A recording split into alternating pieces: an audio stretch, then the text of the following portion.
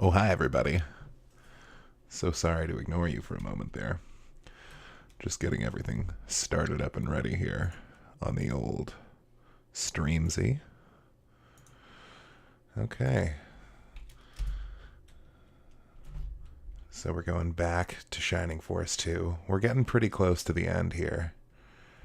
I would say I'm within 20 battles from finishing up. So, I figure if I can just push through and get this series finished, we can move on to something else, which, everybody would probably appreciate. Which isn't to say we don't like Shining Force 2. It's a fun game, but, we've been doing it for a while. I'm afraid that if I were to start another game, something would get lost in the shuffle. Like my Binding of Isaac is getting really behind. I was doing pretty good there for a while, but anyway, never mind any of that. You're finally here. You look so confused you don't know why you're here. Yes, I used a spell on you. Where are you going? You can't escape from this mystery forest unless you help me. What you gonna do? Continue. By the way, who are you? Ziggy. Ziggy, yes, I knew it. Now good luck, you have no time to waste.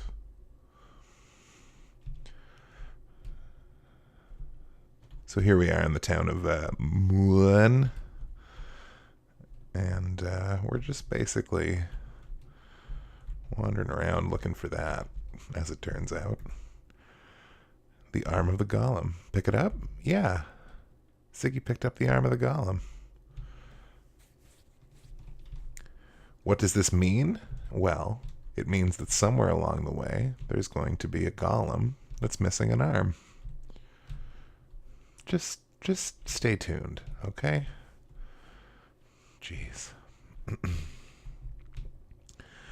Our next order of business is a huge backtrack. And some of you might wonder, why on earth would you ever do this? Well, the answer, my friend, is blowing in the wind. I guess I can't actually say that because it's copyright. I don't understand laws. Please don't sue me. Musician lawyers. Anyway, we're going all the way back to our old buddy Creed's mansion. And the reason we're going to do that is, if I'm not mistaken, we can pick up a few new party members by doing so.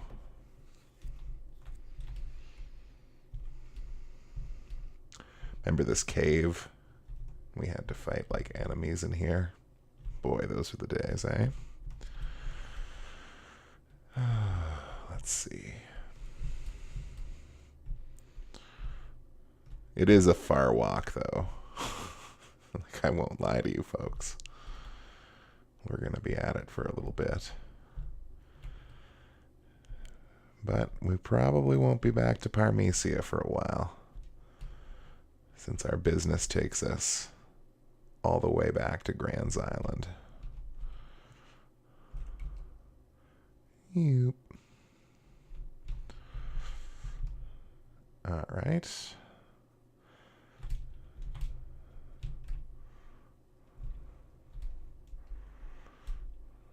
Now we want to make sure we don't trigger any random fights or anything wonky like that. So we take the northern road. Or at least the northern passage around, I should say. And then we go into this cave. Ugh.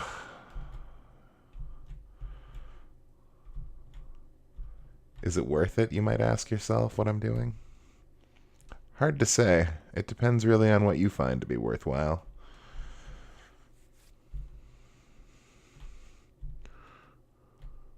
Look at this. Oh, Ziggy. Adler regained his memory and suddenly went berserk. I have no idea what this character's voice was, so I apologize if it's not to your liking. He had a fearful face, but my master seemed to understand everything. He fell into the sea to stop Adler. Is Mr. Creed still alive? Vlad the Bunny says, man, I saw an awful movie trailer when I clicked into the channel today. The hurricane heist? Never heard of it. Go on, Vlad.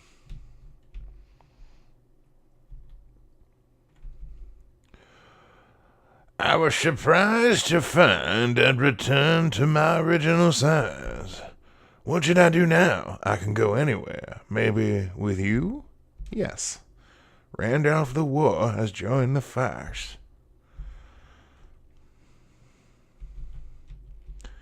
So Mr. Creed is gone. I really want to find the legendary magic sword, but I can't do that if I'm stuck here. May I join your farce? Yes. Eric the Knate has joined the farce.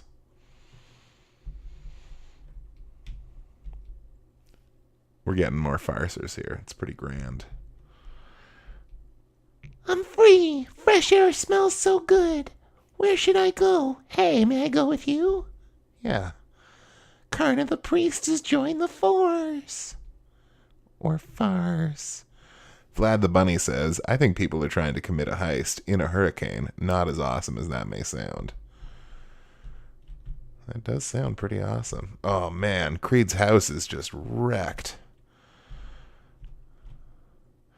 So, we're picking up 3 new characters, and I'm sure you're curious to know what they are. But I'm also sure that you know by now that there's not enough variants to dwarves and centaurs for them to be anything but knights and warriors. Unless your name is May, in which case you get to be an archer. But the other one is a healer, in which they are in very short supply in this game. And so what we're going to try to do with that healer, rather than promote her into her usual promotion class like we can with the other 2 characters, I believe I get access to another monk item.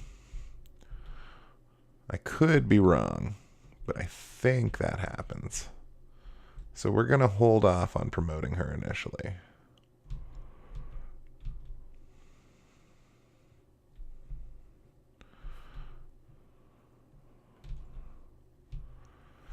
Vlad the Bunny says, speaking of awful movies, what do you think of Eli Roth's works? Not sure if we've discussed him before or not. I feel like we have. I'm not a big fan, personally. I've seen a lot of his movies. Like, I've seen Cabin Fever and the first Hostel. And I want to say I've seen something else that he's done. Not Green Inferno. You know, I've seen Cannibal Holocaust. That's probably enough.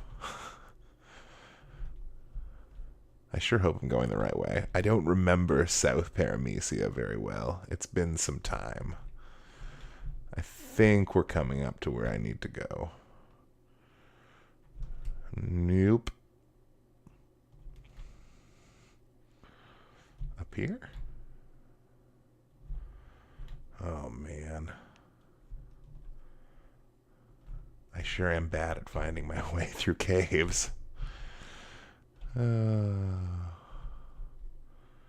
no, this is for sure wrong. So, oh, South Paramecia. No one's gonna miss you.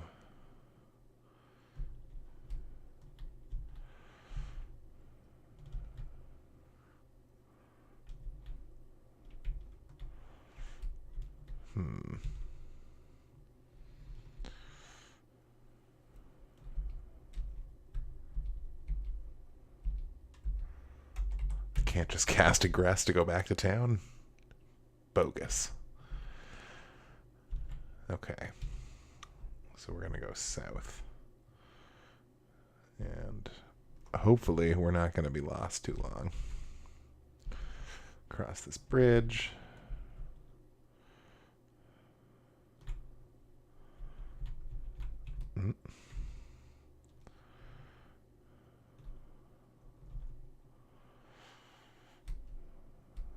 This is from much earlier in the game. So we're definitely in the wrong spot. We need to go back to Grans City and then keep to the north where we blew open the passage with the cannon. I got it. So let's just all pretend that I didn't go sightseeing with my friends Astral, Peter, and Zinc. Okay.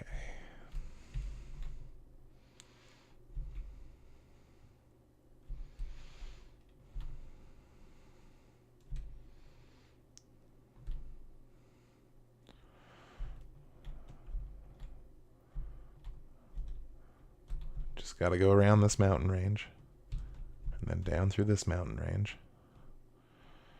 Oh, a random fight in South Paramecia?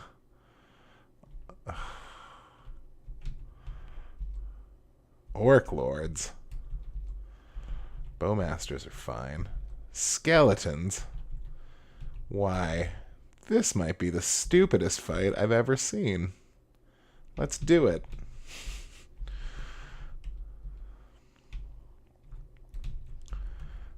Ah, Paramecia. I was so ready to be gone. Stupid random fights.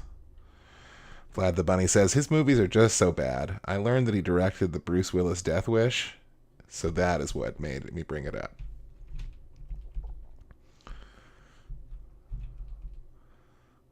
I just puked in my mouth a little bit thinking about him remaking Death Wish.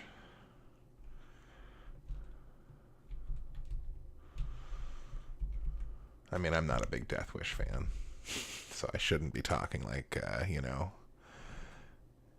it's blasphemy to me. That's a snobby thing to think. But I can't imagine I would prefer his remake.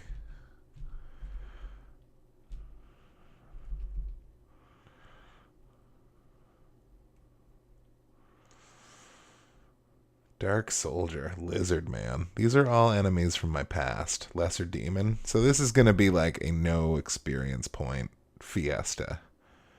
I wonder if there is a central enemy I can just go for the jugular on. Let's see how much damage Slade does to this one Dark Soldier.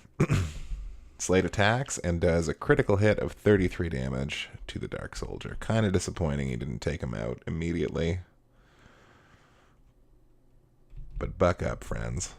Plenty of fight left to go here.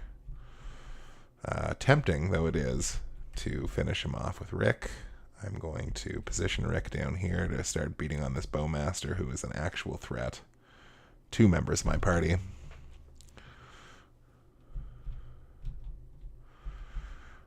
Mighty Tyrant can't actually hit him. Vlad the Bunny says, the first Death Wish is a fine movie, but the sequels are straight action trash. Jaro the Pignet will attack this Dark Soldier, but the Dark Soldier quickly dodges the attack. Uh-oh, Bowmaster taking a shot at Rick. Oof, 26 damage to Rick.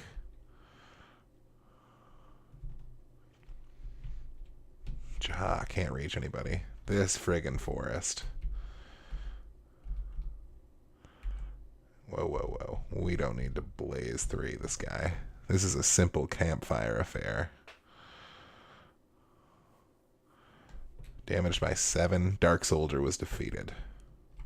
Kaz earned 24 experience points and leveled up to 9. HP up by 1, MP up by 1, defense up by 1, agility up by 2. The soul leveled up to 2. It hasn't worked once since we've gotten it. Maybe level 2 will make it better.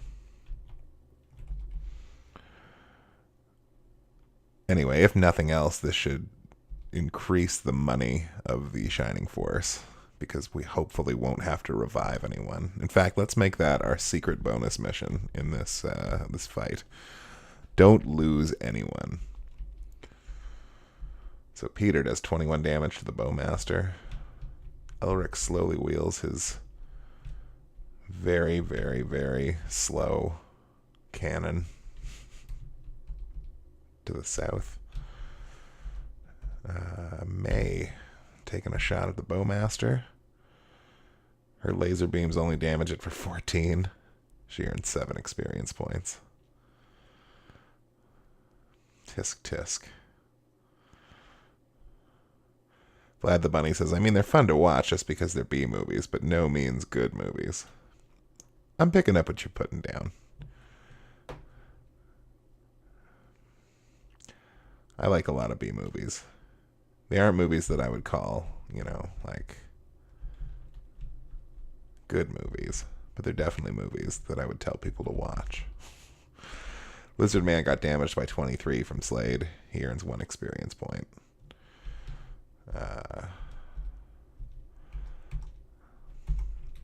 Mighty Tyrant's gonna get us through this fight.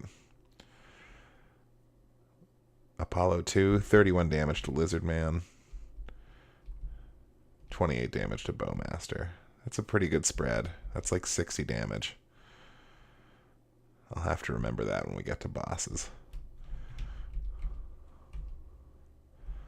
Jaro, rushing 3 enemies, 23 damage to Orc Lord.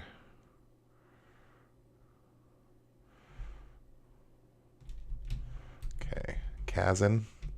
Well, I do want him to kill things and get experience. I don't want him to die. Same with Rick. Geralt can't quite reach.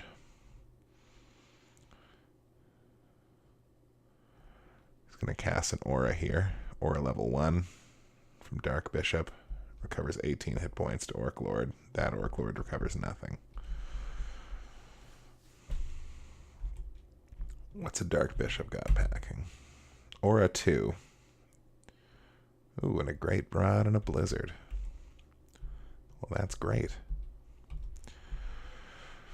Ziggy attacks the Orc Lord and deals 22 damage. Peter can't flutter his way over there quick enough. Oh.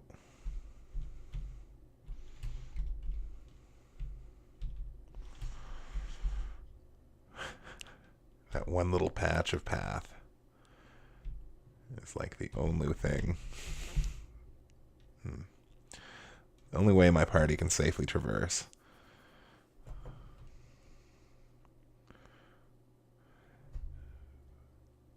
Vlad the Bunny says, just don't watch Terror Tunes. That's a B movie you just don't ever want to watch. Well, you see, this is maybe like the 5th time you've talked about it, so I'm probably going to have to watch it at some point. And it's on you, Vlad. It's on you.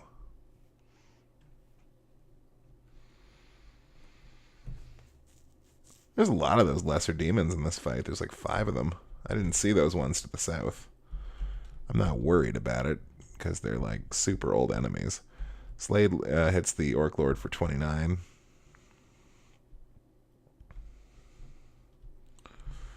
Again, I don't want Rick to die.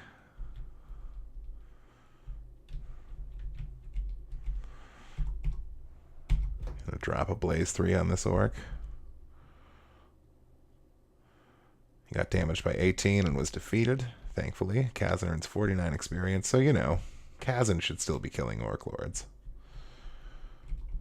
So we won't disappoint him.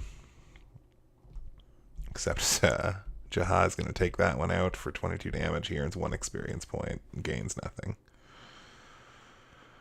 Vlad the Bunny says, I apologize in advance, though. The more I warn people, the more they get curious and watch it anyway. Well, that's exactly how it works. Slade gets damaged by 28. And now we're talking about it on my stream, and there's at least 2 other people watching. And there'll be videos. So, like, people are going to watch this movie because of you forever now, Vlad. I hope you're ready for that. I'm officially... No. Strike that. Before I even say what I was going to say. I was going to give it the Son of Stapes bump, but I can't do that without actually having seen it, especially if it's just terrible.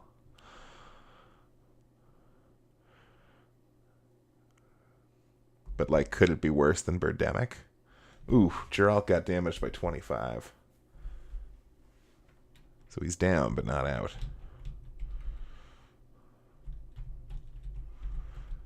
We're going to surround and take out this bishop, hopefully. Peter attacks. He deals 30 damage. Evil Bishop was defeated. Peter earns 49 experience. Okay, so there's definitely enemies that are contemporary. Vlad the Bunny says, I shall live on in infamy for not recommending a terrible movie. You know what you did, Vlad.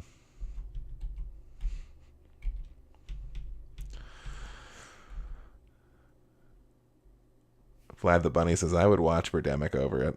That's pretty bad. Geralt recovered 37 hit points. Sarah earned 17 experience points. Geralt immediately follows up by attacking this bowmaster. He deals 17 damage and earns 18 experience points.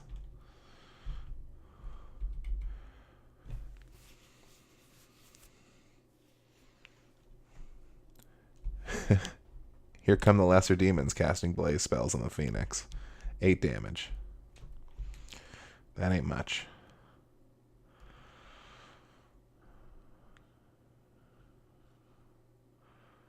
Can't believe there's a skeleton in this fight. Ugh, here comes another 8 damage on Peter.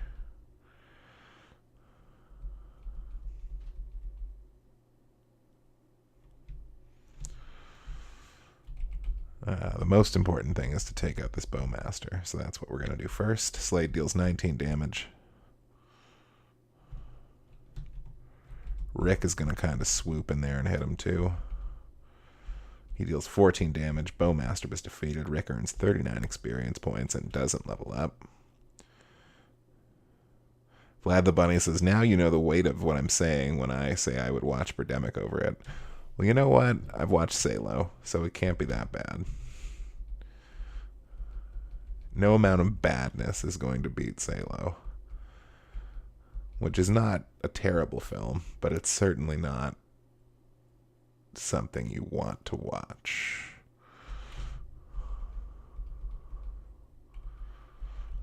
Bang. Lesser Demon taken out immediately by Jaha. So far, the making money and not dying part of my plan has been working out just fine.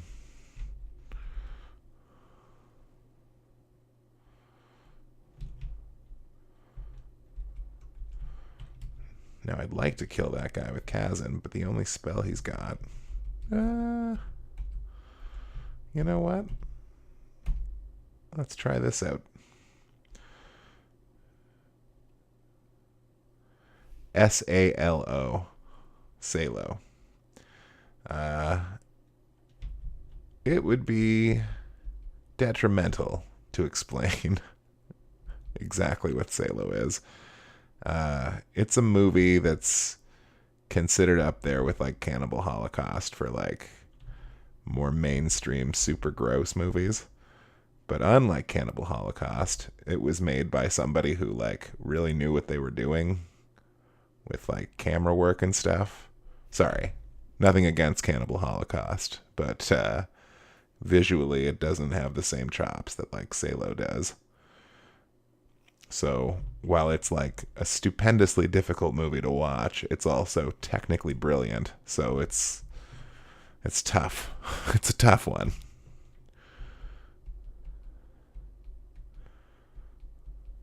Definitely not a movie I would recommend to other people. Like, legitimately, please do not watch this film. Or if you do, not because I told you to, because I didn't tell you to. If you're curious, maybe Wikipedia it first.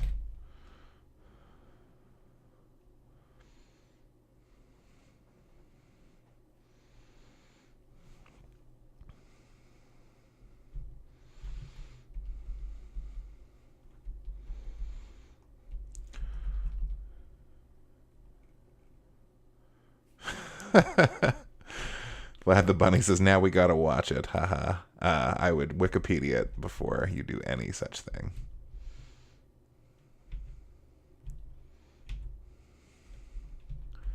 Like the fact that I'm not even willing to discuss what it's about on this stream right now should tell you something. We're just gonna Neptune this Orc Lord to death.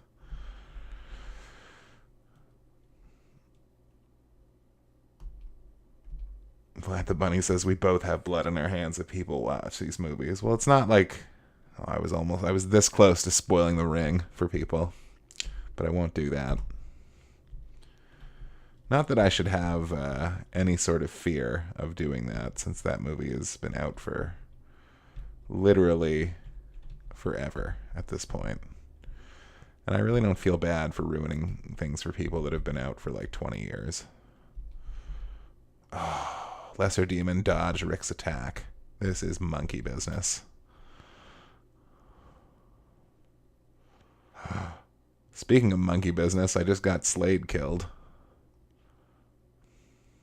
31 damage from the Bow Knight. Slade is defeated.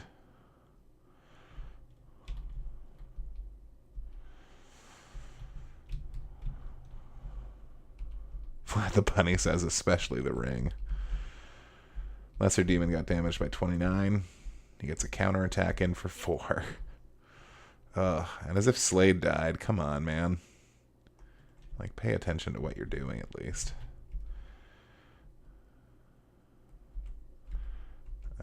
We can't do that to Bowie. And by Bowie, I mean Ziggy. I call him Bowie at least once per session, which I find odd. Because, like, he's definitely been Ziggy from the very start, and I know that. I never name the character by his default name, and yet I've called him Ziggy once per, or Bowie once per stream.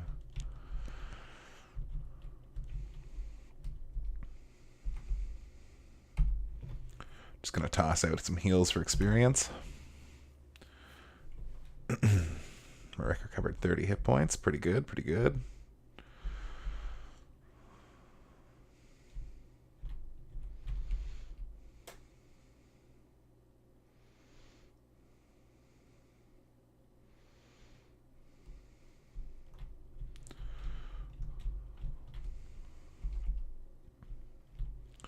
Still haven't learned the final summon spell on our sorcerer yet.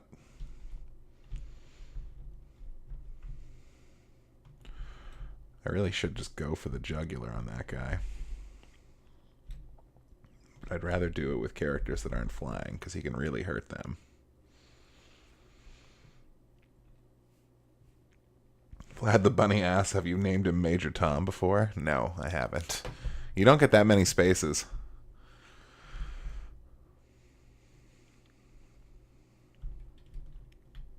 Man, they really don't want to let me hit him. Well, I really want to hit him. Casting Bolt 2 hits that Bow Rider for 17 damage.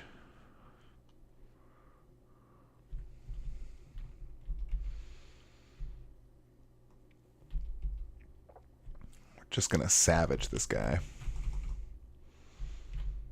Or we're not, because we can't reach him. Here comes Blast 3. Haven't cast this in several episodes. Well, bam. 14 damage to the Bow Rider. Gonna hit him with my own Bow Rider. Or Bonit. Got damaged by 15. Not enough to put him down. May becomes level 16 because she's awesome. HP up by 2. Attack up by 1. Defense up by 1. Agility up by 1. This Lesser Demon comes out of nowhere to attack Ziggy for a big 1 damage. Oh boy.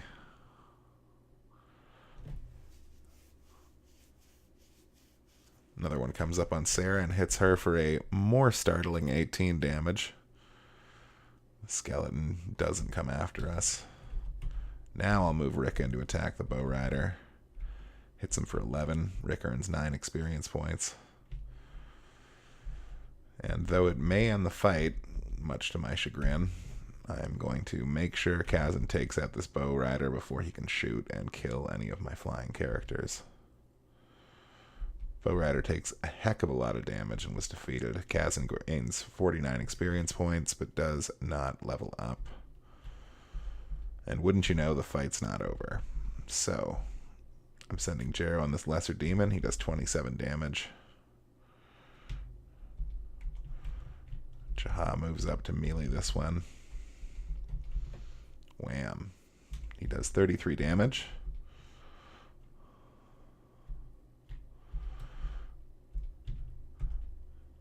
Tyron's going to use his lowly Dow 1 spell to finish this demon right off. It's damaged by 21. So yeah, the game likes to send you on these crappy little random fights every once in a while, where it gives you enemies of the time mixed in with modern, like contemporary enemies for you. It basically just feels like it's wasting your time, but I suppose on the upside it would let me level up some of my weaker party members a bit, should I care to have done that, which I don't. Anyway, all we have left at this point is a skeleton and a bishop. And all we can do is hope that we don't fight too many more such battles. Ooh, skeleton hits Sarah for 13 damage. Don't have too many more such battles on our way back to the Nazca ship. Evil Bishop got damaged by 16. Rick gets a second attack and hits him for 14 more, doing a total of 30 damage. Jaro can't reach the bishop, so we'll have him attack the skeleton. He deals 25 damage and earns 1 experience point, because that's what skeletons get you. Jaha finishes the skeleton off. Would have one-shotted him if he'd gone first. Poof. So it's looking like Slade is our only casualty. Oh, maybe I spoke too soon. Blast level 3. Bang. Ziggy got damaged by 13. Peter got damaged by 14. Heavy attack. Tyron got damaged by 18. Whew. Tough. Tough business. Now we all retaliate. Casting Blaze 3 on the Evil Bishop. He gets damaged by 17. Kazan earns 13 experience points and levels up to 10. HP up by 2. MP up by 2. Defense up by 1. Agility up by 2. A gain of 7. Not the worst. May doesn't even have to move to probably finish this fight for us. Oh, Evil Bishop got damaged by 16. He's down to 1 hit point. May earns 12 experience. Who gets the kill? Elric, I could give it to you, but I don't care to. We're going to give it to Geralt. Geralt attacks. Evil Bishop got damaged by 17. Evil Bishop was defeated. Geralt earned 49 experience points. Poof. So we came through that with only losing Slade, which, while it sucks, will only be 1 revive we have to pay for. So that's way better than having to revive like 8 characters. So mostly a net gain. We'll stop in this village to revive and promote a couple of our characters. Oh, I don't know where the church is in any of these stupid towns. This is it, isn't it? No, he can't. That's misleading. Vlad the Bunny says, "Stupid Skellyman." Indeed. Sorry, I can't open my church for you. Please understand. Welcome. Your desire will be fulfilled. So we'll bring Slade back from the dead.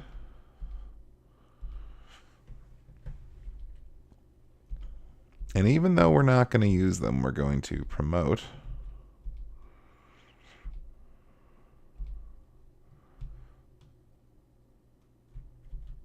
Eric the Knight into a Paladin. They start at level 24.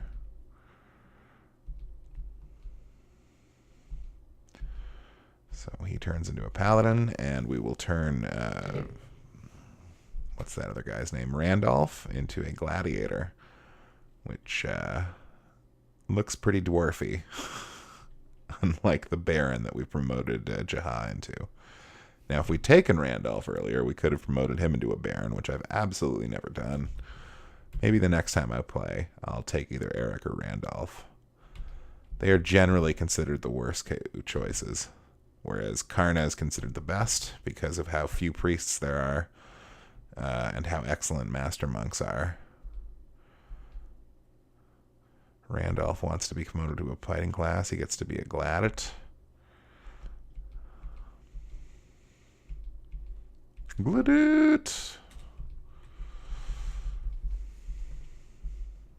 And that's how that gets done. Now, what do you say?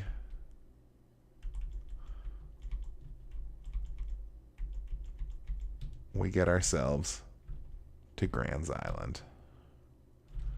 Yay!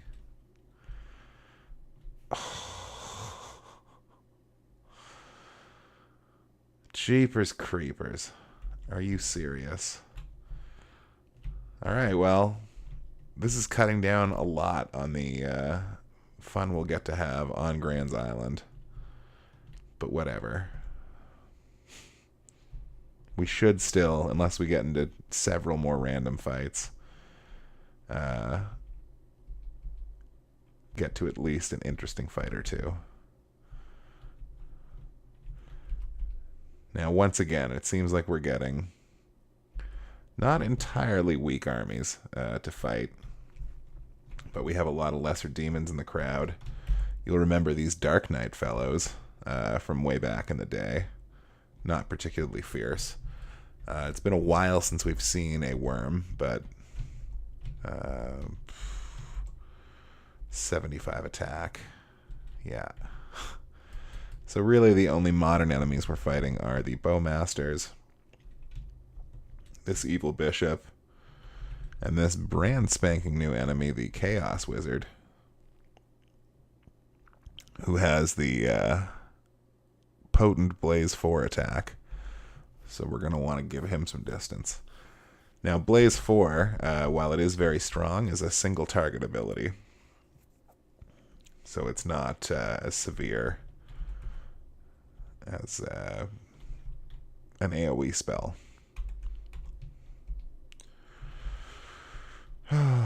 Okay. I'm very disappointed that all of a sudden we're getting so many random battles. Part of the fun of doing this tonight was to actually proceed with the plot and get onto Grans Island and start doing stuff. But Shining Force 2 has other plans, friends. Shining Force 2 wants me to fight stupid, useless random battles back on Paramecia.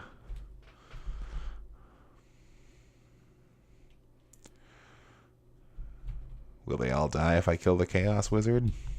I don't know. Nobody asked, but it's still a question worth answering. Oh no. Bowmaster shooting Sarah. Thwark. 37 damage. That's a lot of damage. She's going to have to heal herself before somebody else gets to act.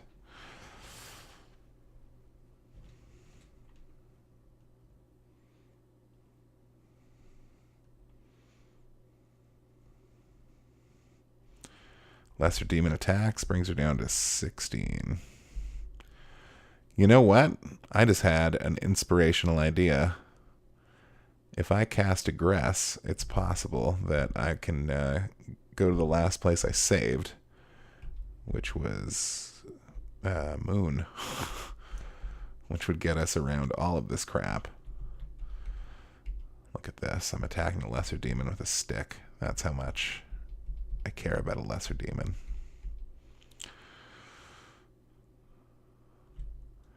Now, this isn't a foolproof plan, so I'm still going to do stuff like drop Blaze on this guy.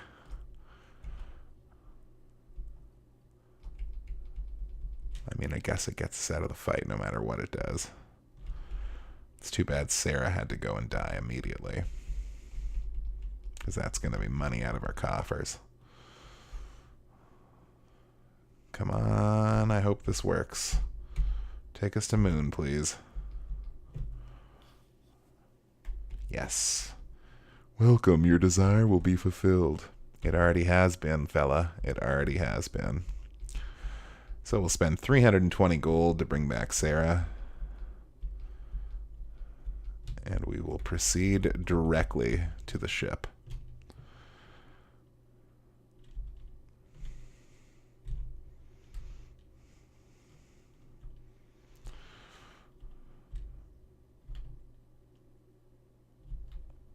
Oh, so good. I wish I'd thought of that during that first fight.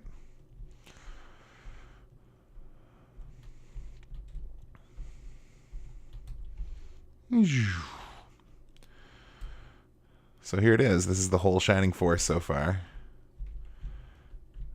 Lots of dudes. Some ladies. Not going to talk to any of them, though. But they'd all have messages for me. You can start the ship by placing the sky orb into the cockpit. Okay, here we go. Ziggy fit the sky orb into the cockpit. Wow, the ship is vibrating. What's going on? Don't worry. But, wow. It's a good thing I know how to fly this thing. It's floating. This big ship is floating. We are going higher and higher. Amen, Zinc. Check that out. Oh, the majesty of the Nazca ship. I've never experienced anything like this in my 70 years of life. That just tells you how old Astral is. Hashtag no fear. Okay, now we'll head to Grans Island. Oh, we're flying. The ancients were greater than we thought. Oh, thank you very much. I guess that implies Zinc is an ancient.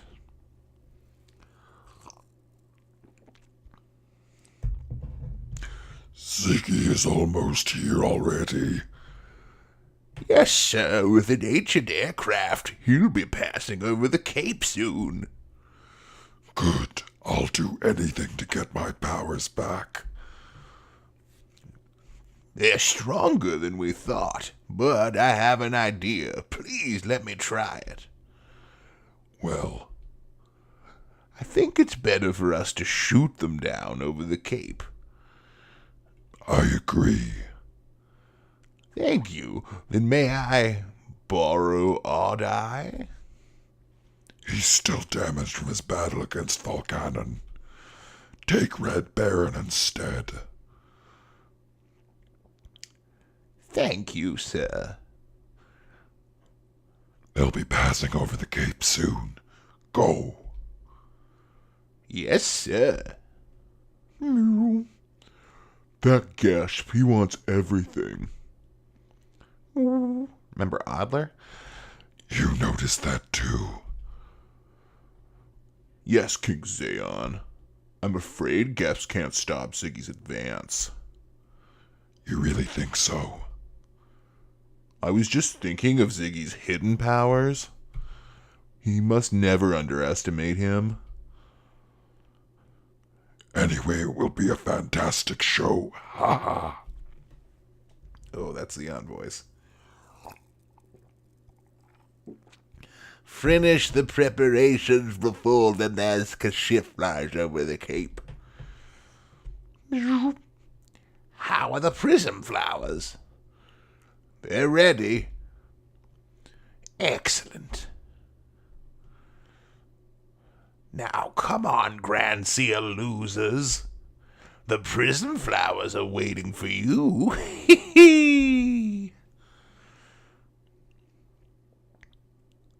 There's Grans Island. All right. We've finally come home. I see the Nazca ship. Everybody get ready. What's that? I saw a flash of light over there. I didn't see it. You must be seeing things because you're so old. Someday, Peter. Now! Shoot them! Shoot them!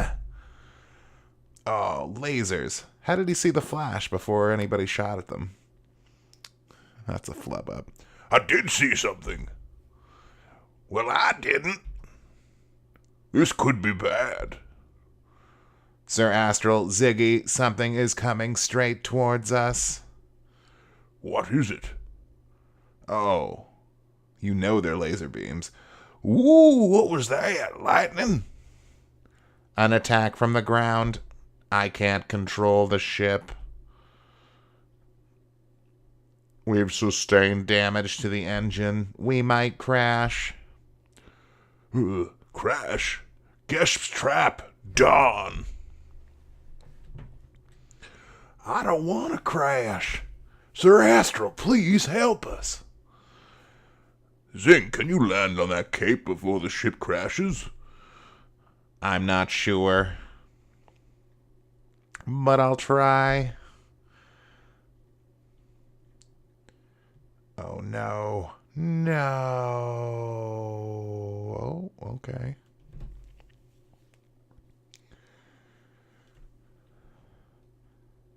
Ouch. Hey, Zink, I like your wild driving.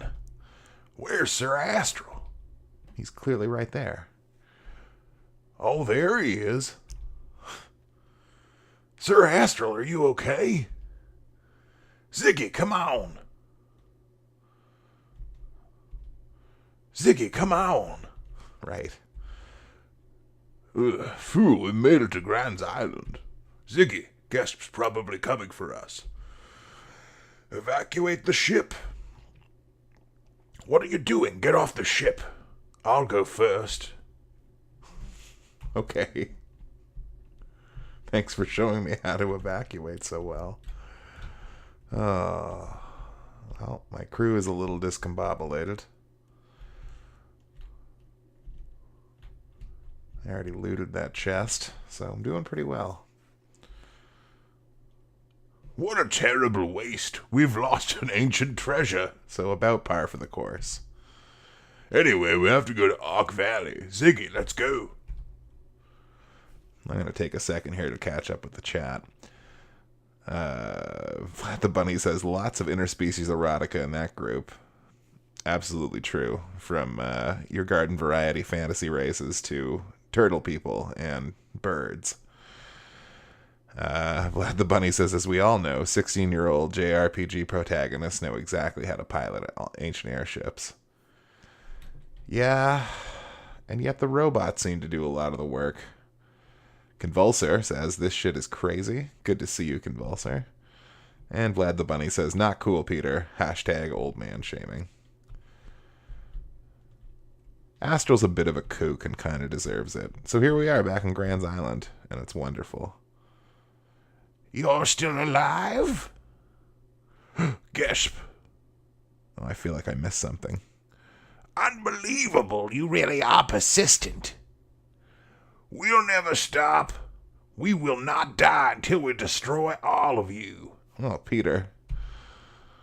Ziggy, kill him. We have to kill him now. I'm very sorry, but I have to go. Oh, look at this.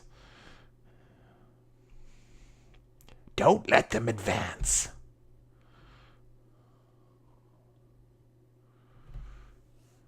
He escaped again. Gasp sure is a tricky devil. After him now. Now, I don't know if I was supposed to hit a town before this or after this fight. Hopefully I didn't miss it. We might be in for some more map walking around after this battle. That's a tight little cluster of enemies. We'll have to see what they got going there, what they got cooking. Flat the Bunny says, damn, Peter and Astral getting bloodthirsty. Well, we're in the home stretch here. If you think that the farce isn't going to get a little dark, you're wrong. They're going to get pretty dark indeed. So we got ourselves a bunch of new enemies in this fight.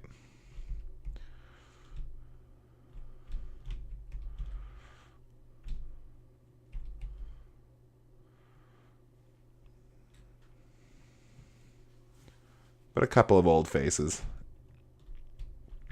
including the Dark Shaman and the Chaos Wizard that we didn't actually see in action.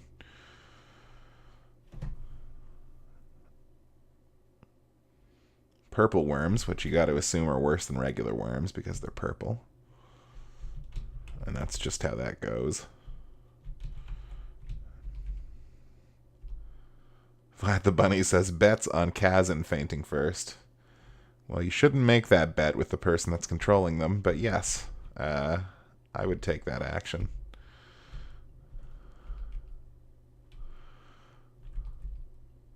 We'll just send him nice and in the front like any wizard should be. If I could do it all over, given the success that I've had with them, I would probably elect to put Taya, the other sorcerer, in, rather than have a wizard at all. Tyron as a sorcerer has been amazing so far. So I think having two of them would just be exponentially better.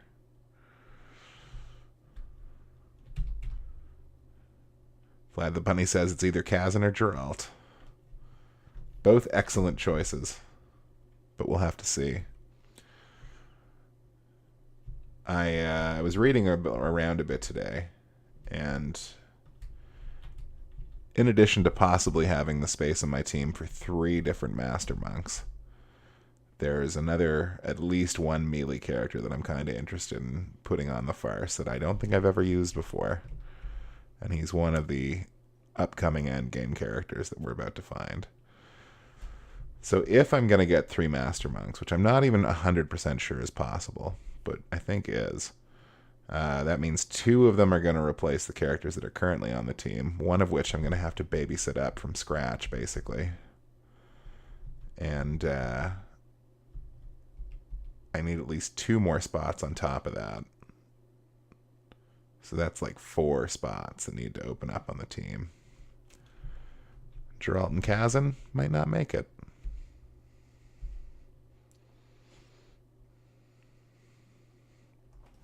I'd probably lose one of my archers too in that scenario.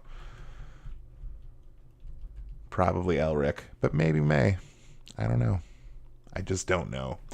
All of these questions are going to have to be answered sooner rather than later, though. So stay tuned, faithful viewers.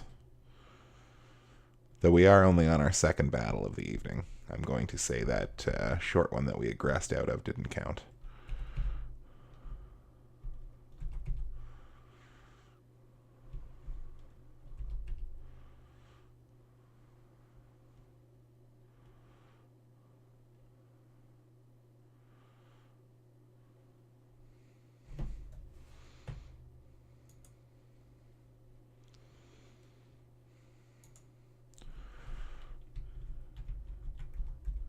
Okay.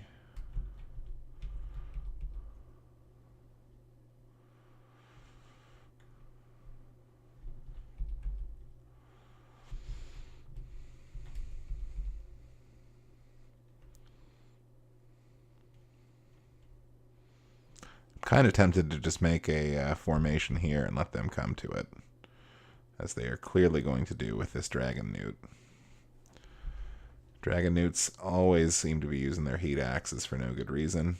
He does 7 damage to Peter with a heavy attack, and 11 to Rick on a heavy attack.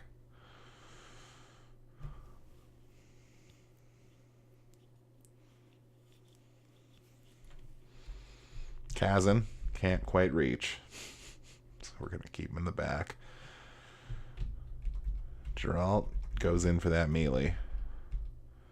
He hugs for 24 damage. He levels up to 13, HP up by 2, attack up by 2, defense up by 2, agility up by 1, a gain of 7.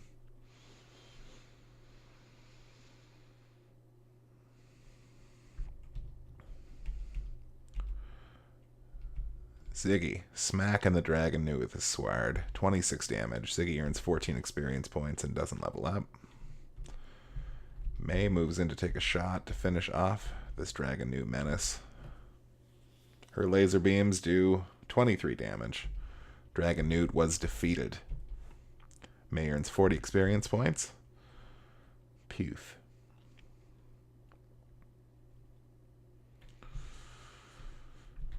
Good old slow Becerra.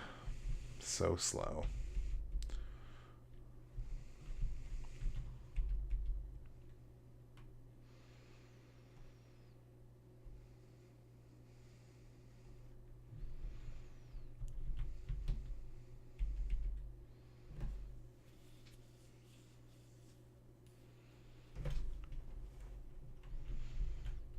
Seems they've kind of broken off into a smaller group here to head me off at the coast.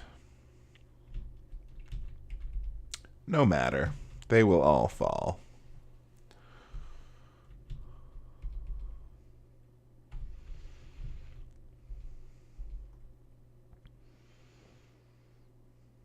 In the first Shining Force, there were battles where enemies just kind of appeared out of nowhere.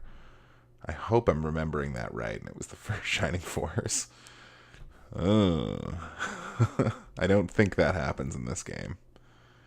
But if it did, this would be a prime candidate of the level for that to happen on. So let's all keep our eyes peeled for wacky stuff like that happening.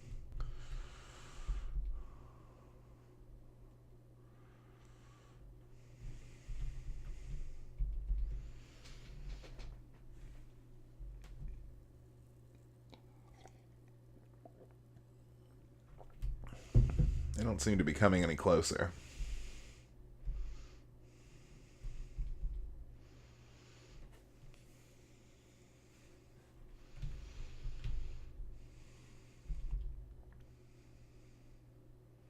Well, maybe a little closer.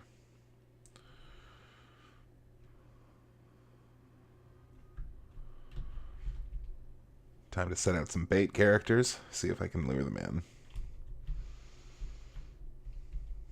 Just because I don't want to lose Geralt or other guy first. Other guy being Kazan. We're going to keep them back a bit. Ziggy is the ultimate bait character, but we're going to hold him back as well. Purple Worm going after Jaha. He deals 23 damage, which hurts, but not enough to deter me. May taking a shot at the worm. She deals 17 damage. Earns 8 experience points.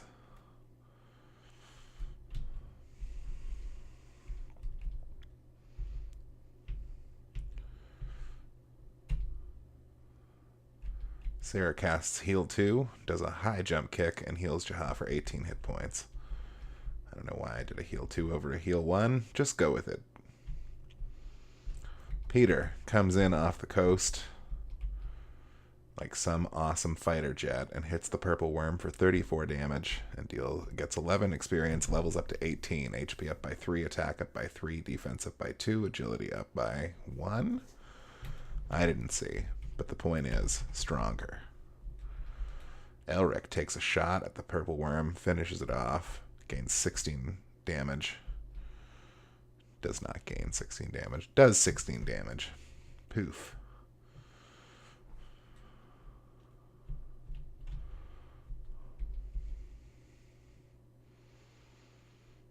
Mist demons are new enemies as well. I could just run a character out there, but I feel like it's a bad idea for some reason. Okay, the griffin comes in to attack Elric. Oh, it deals 31 damage to him.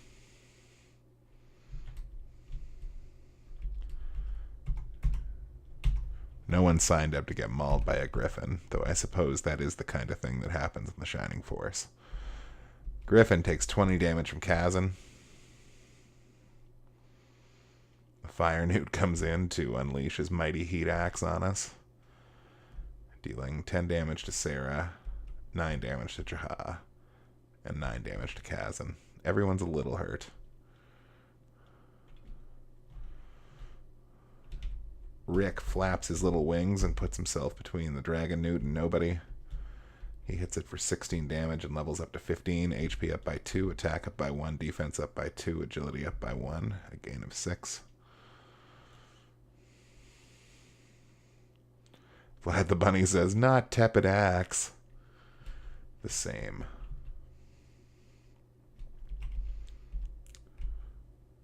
Jaha punishes the Dragon Newt for 19 damage. May takes a shot at the Griffin, who she should do a lot of damage to.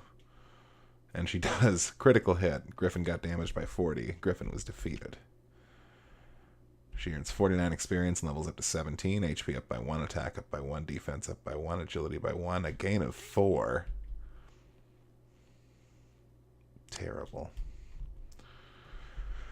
4 is not enough. Ooh, Jero gets a critical hit for 24 and just is shy of killing the Dragon Newt off.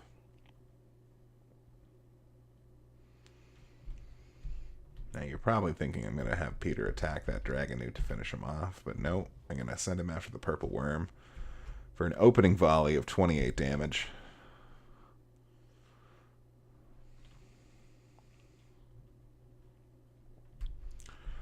Somebody needs to be healed, but I sure don't remember who.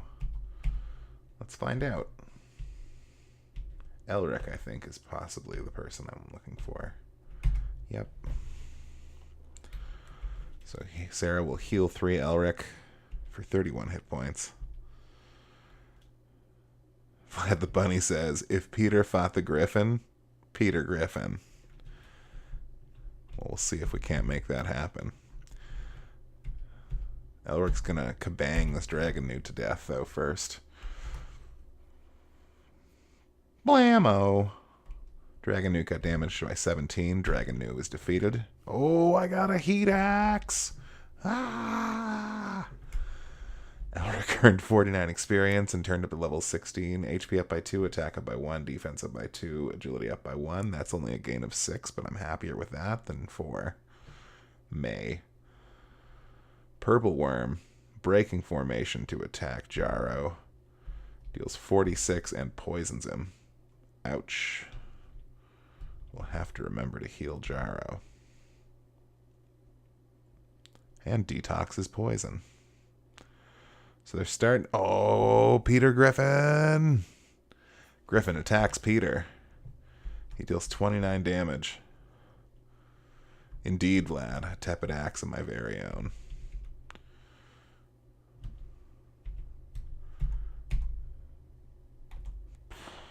I do not need to do that much damage to him.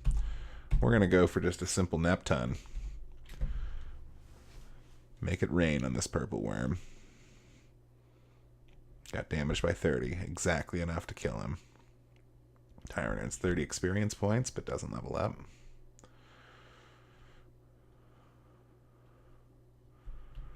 Mist Demon advances. Griffin gets damaged by Rick for 22. It gets a counter attack and does 14 damage. Danger Zone.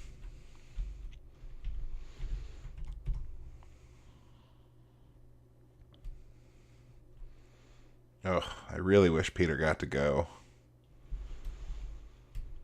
You know what we're going to do? We're going to do that. Non-elemental damage via rage and to 2 characters. 21 damage to that guy, 20 damage to that guy. Slade gets 21 experience points. Man, is there anything Slade can't do? Oh, Jaro's really hurt and needs to be depoisoned, so he's going to stay put. That's going to be a 2-turn Sarah visit right there. So the first thing we're going to do is detox him. With a mighty kick. Jaro is no longer poisoned, which is good news. She earns 5 experience and levels up to 13, HP up by 2, MP up by 1, attack up by 1, defense up by 2, agility up by 1. And detox goes up to level 3. Which I think makes her able to cure more things. But I'm not 100% sure. We're going to use Bolt 2 again to keep doing what Slade was doing. Because it was working. Griffin gets damaged by 22. Griffin was defeated. Mist Demon, critical hit. 25 damage. Ziggy earned 49 experience points. Levels up to 17. HP up by 2. Attack up by 1. Defense up by 2. Agility up by 1. Not a great gain.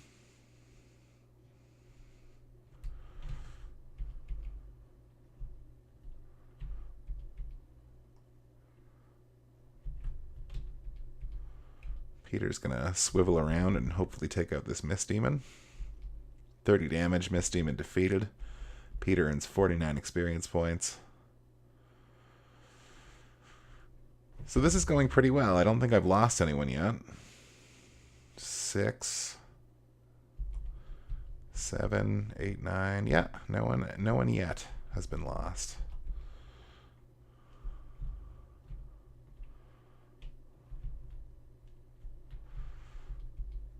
course, that could change at any point here. Slade attacks Purple Worm for 21 damage. Slade gets a second attack and deals another 23. Slade earns 14 experience points. Oh. Mist Demon going after Peter. Peter quickly dodges the attack. Amazing job. Now Tyron will break out the Apollo 2, shooting it at this Dragon Newt, who is immediately taken out. Critical hit for 70 damage. Dragon Newt was defeated. Vlad the Bunny says, Purple Worm sounds so suggestive. It sure does, buddy. They might as well have just called it a baby snake. Meanwhile, Rick attacks the fresh Mist Demon for 21 damage. He earns 15 experience points. Elric cannot reach any of the enemies. Purple Worm goes after Geralt. Uh-oh.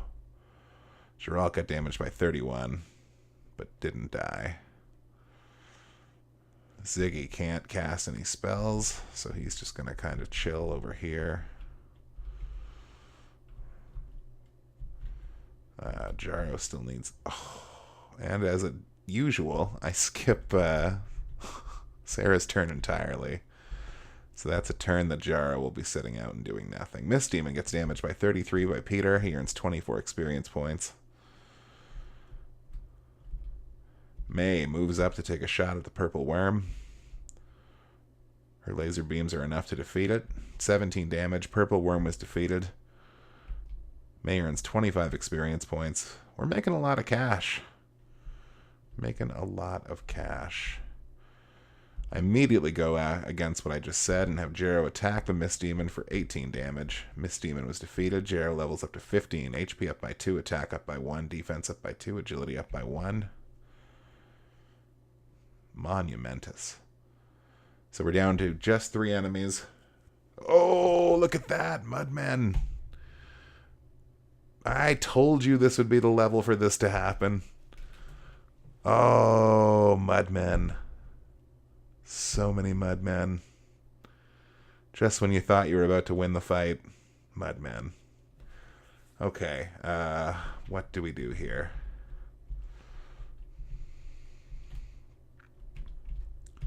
Well, our first thing to do is to hit these Mudmen.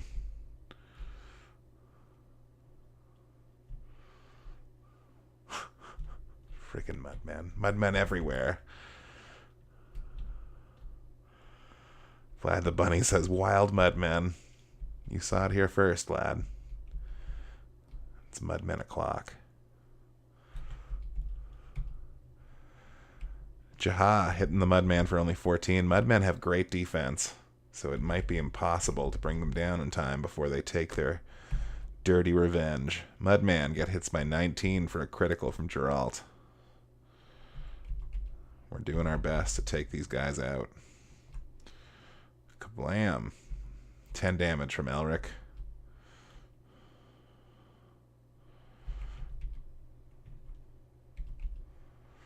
Just straight Apollo 2 in this guy. Hoping for the best. Boom. So strong. Mudman gets damaged by 61. Mudman was defeated. Tyrant becomes level 18. HP up by 1, MP up by 2, defense up by 2, agility up by 1. That Apollo, though. Jaro.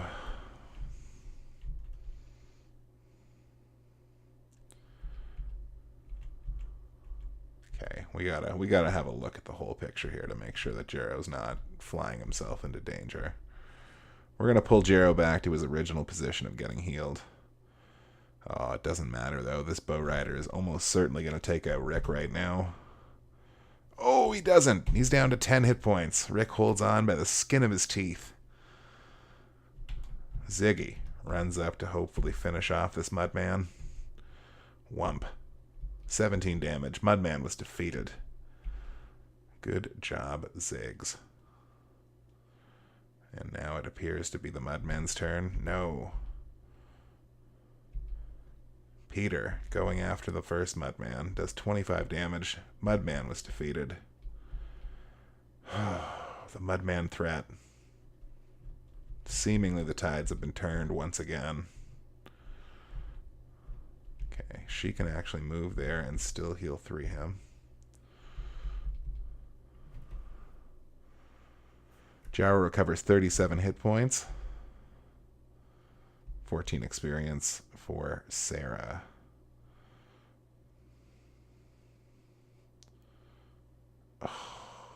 Well, here's Blaze 4. We almost got through this without losing a guy. See, it makes a swell little fire dragon. That's pretty boss. Rick, exhausted.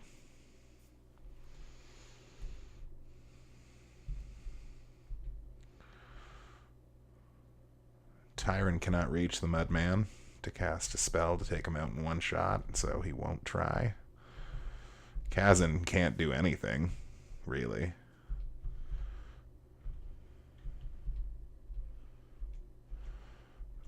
For this move, we're going to have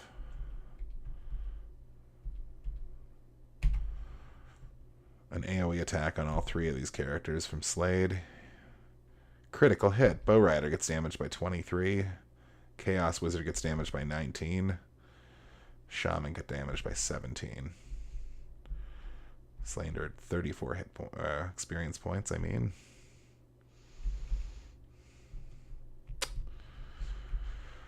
Now, can my party actually reach any of these guys? Here's hoping. Peter attacks the Shaman for 36 damage. He earns 6 experience points. May cannot reach. Ulrich cannot reach. Bow Rider's going to probably kill Peter. Ooh, once again, only 30 damage to the flyer. And again, it's okay if Peter dies. Ziggy runs in to bop this Chaos Wizard with his sword for 22 damage. Mudman advances. Sarah advances. Shaman is going to heal everybody with Aura level 1. 18 HP back to Bow Rider. 18 HP back to Chaos Wizard. 18 HP back to the Shaman. Not great. Chaos Wizard is going to use a stick on poor Peter to finish him off. 21 damage. Peter's exhausted.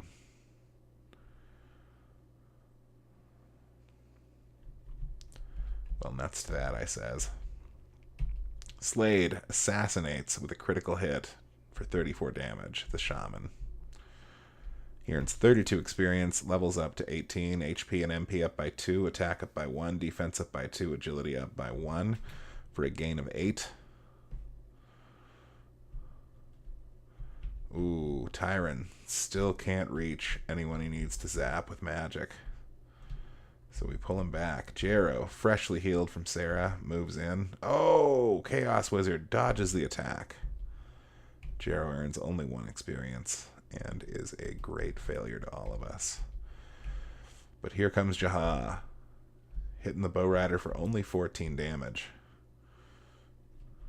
Ziggy attacking the Chaos Wizard again. He deals 20 damage. Bow Rider takes a shot at Jaro. Oh, heavy attack. Jaro got damaged by 76. Jaro is exhausted. Poof. Geralt cannot reach. Sarah cannot reach. Kazan cannot reach. You see where this is going. Nobody can reach anything. Except this Mudman can get in the way of Slade. He deals 27 damage to our ninja. He gets a second attack and deals 26 more. Slade has gone from full health to 6 health. Mudman moves up to attack Sarah. He deals 37 damage. She's not defeated yet. Chaos Wizard casts Blaze 4 on Geralt, instantly killing him. A heavy attack for 57 magic damage.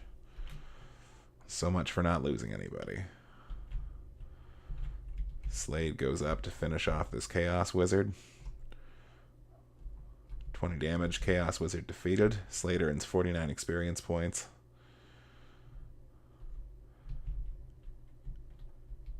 Well, once again, Tyrant cannot reach anyone to cast magic on them, which seems unfair.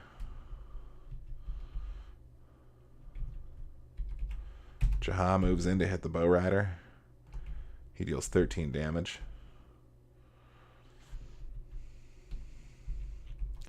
May finally joins the fight. Shoots her laser beams at the Bow Rider, dealing 14 damage. She earns 6 experience points.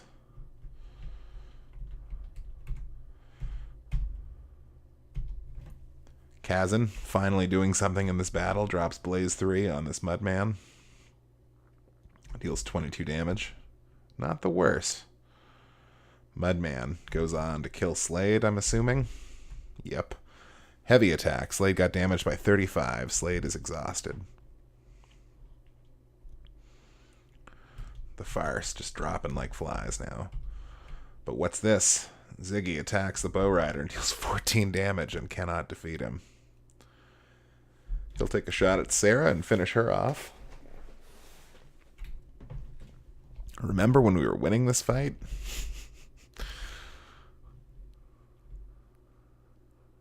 Mudman attacking Kazan. Wump. So it looks like neither Kazan or Geralt was the first to perish in this battle. Elric's going to shoot this Bow Rider and hopefully this ends the fight. If not, we just have to deal with these two Mudmen. 8 damage, Bow Rider defeated. Elric earned 46 experience points. And the fight's over. Wow. We went from full team to only 5 guys left.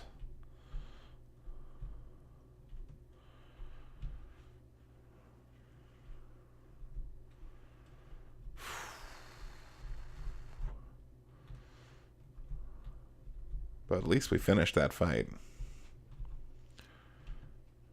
Now, I did mean to go back and look for a certain town or something. Because I think south of here is the next fight. You're early. Darn you, Grand Seal swine. But don't worry, I just finished my preparations. Yes, everything's ready. It's showtime. Sir Astral, why is he smiling? He believes this is the place where we will die. Ziggy, be careful. Mm-hmm. Well, the first thing we're going to do is get out of this fight. Because, we can't be doing this with only 6 party members. And almost none of them being frontliners. But we can take a second to appreciate what we're about to be fighting in our next fight.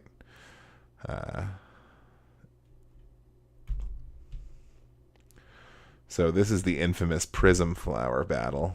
Now they've been talking about these Prism Flowers for a little bit in the story. These are what shot down the Nazca ship, and I can tell you from experience that what they do is they can shoot an entire line of bad guys or good guys in one of the 4 cardinal directions. But they hit everything on that line. So you got to be kind of careful with engaging them.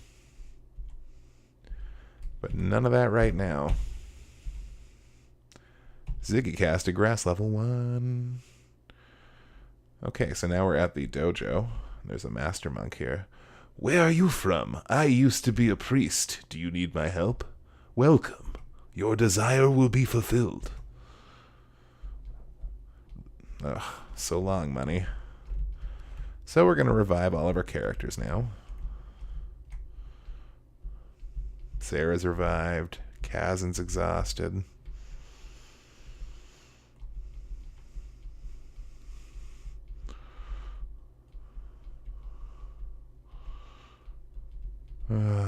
Just doling out the cash to bring my team back to life.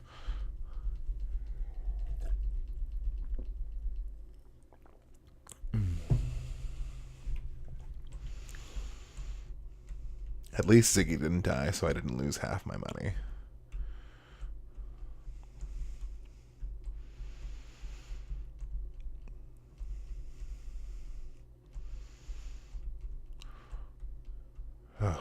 still reviving people.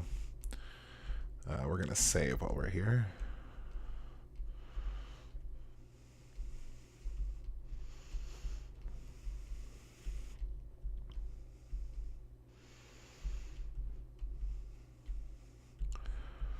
Okay, so there's a whole bunch of little ninja dudes here.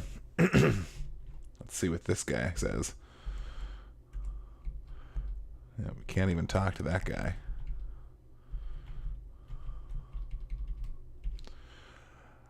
I'm always in control of my mind. Don't approach my back, you will die.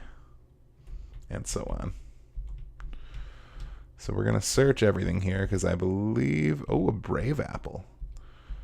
Oh. But I believe there's a vigor ball in this area somewhere. And if there is, we need to possess it.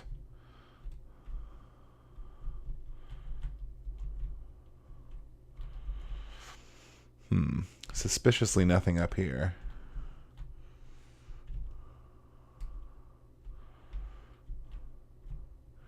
Well, let's just walk around the back of the house, see if there's anything worth finding back here. Oh. Well, long story short, there's absolutely something we're looking for back there. So bear with me while I walk around and try to find it. Oh. Apparently it's not that way.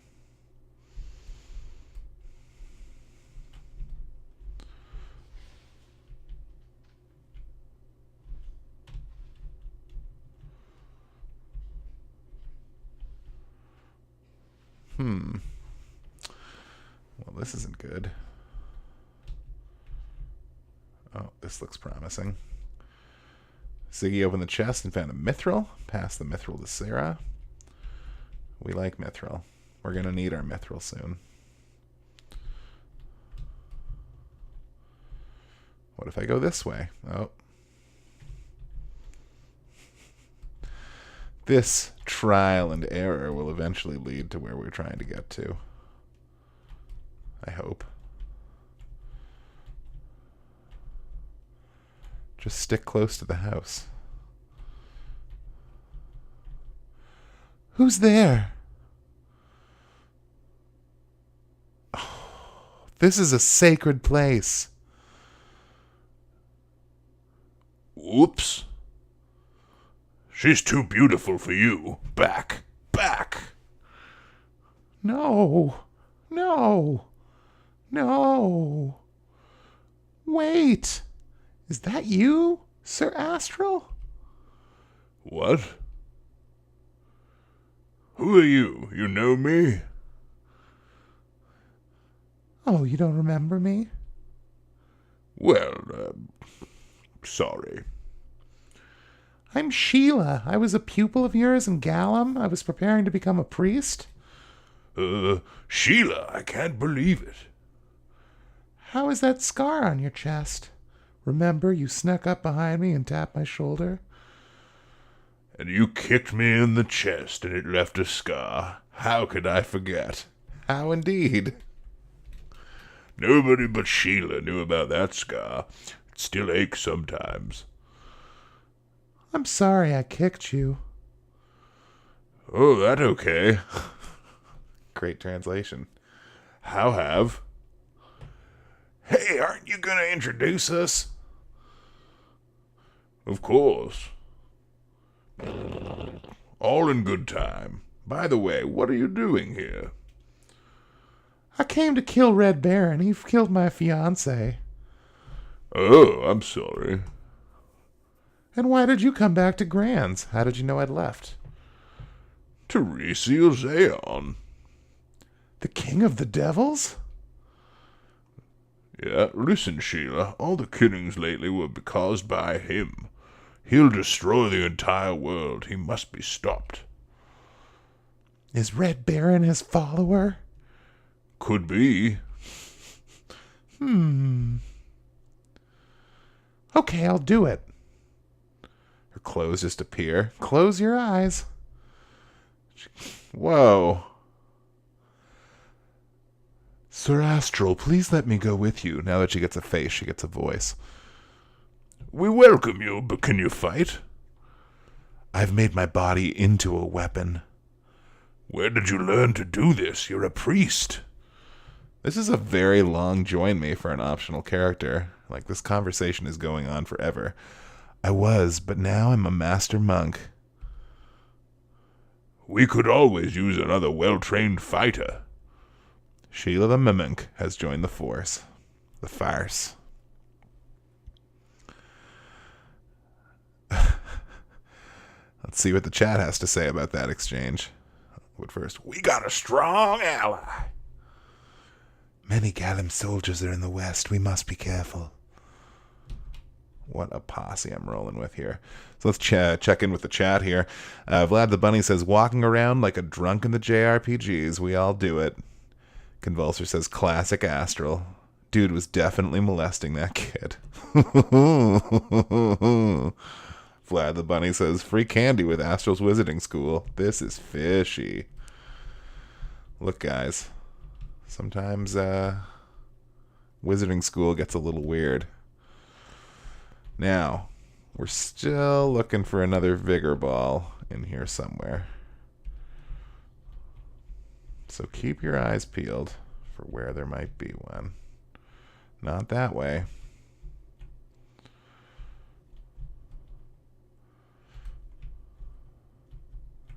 I think it is where you find Sheila.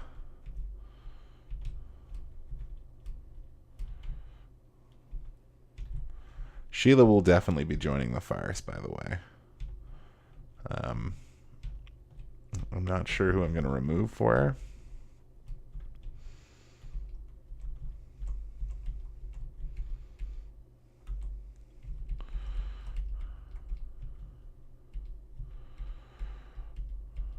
I don't know.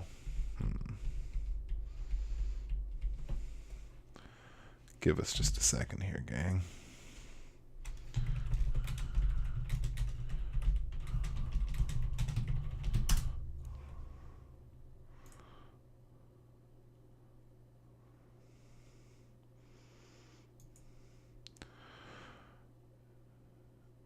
Other is behind a lone tree in the dojo where you find Sheila. Why?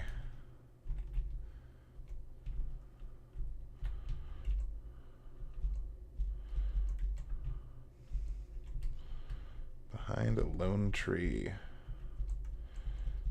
Found a Vigor Ball. There we go. Passes that Vigor Ball to Sarah. But what we want to do with the Vigor Ball is...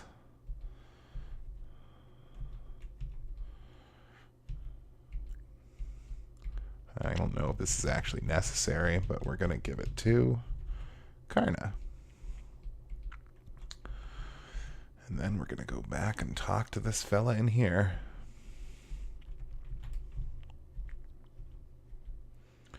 Now, truth be known, I'd like Karna to join the force too.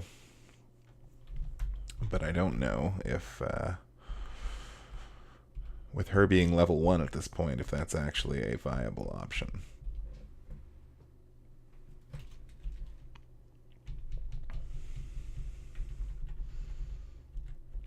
Nevertheless, fighting class can be promoted to Master Monk with Vigor Ball. Let's conduct the rite.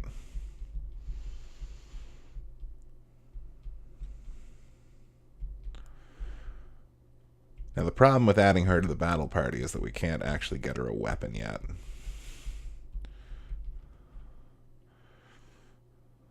But I guess she could heal. She's got heal 3 and blast 2.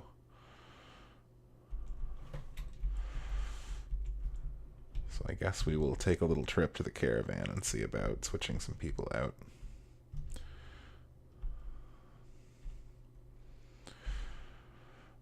Ziggy, are you ready for battle? First, we're going to go to the depot and deposit some things in the depot. Most notably, I want to deposit this running pimento.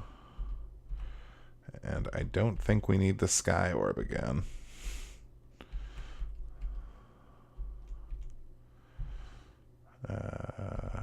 Likewise, we can store this brave apple and this mithril. And I think that's it.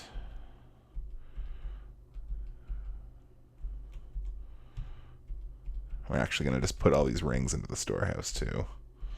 Just real quick.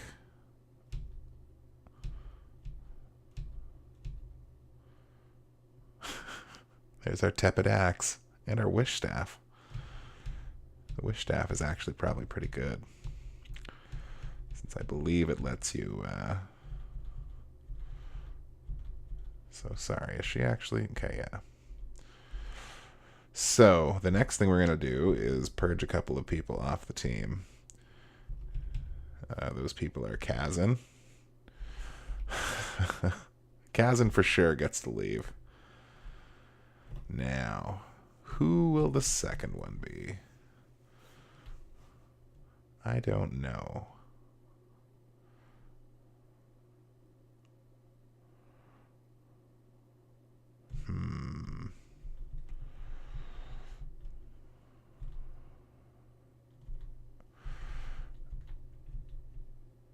Elric or May? I guess we'll take Elric off.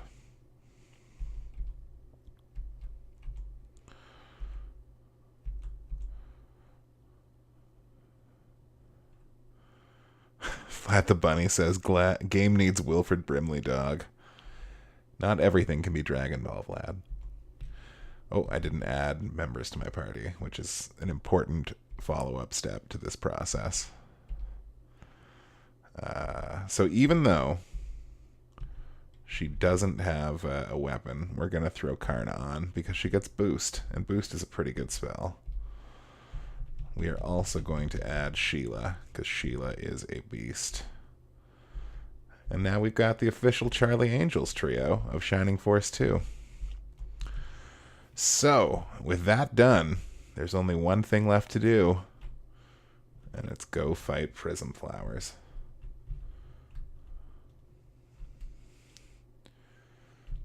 Do I want to fight Prism Flowers? The answer is almost certainly no. But I'm going to do it. It's going to be brilliant.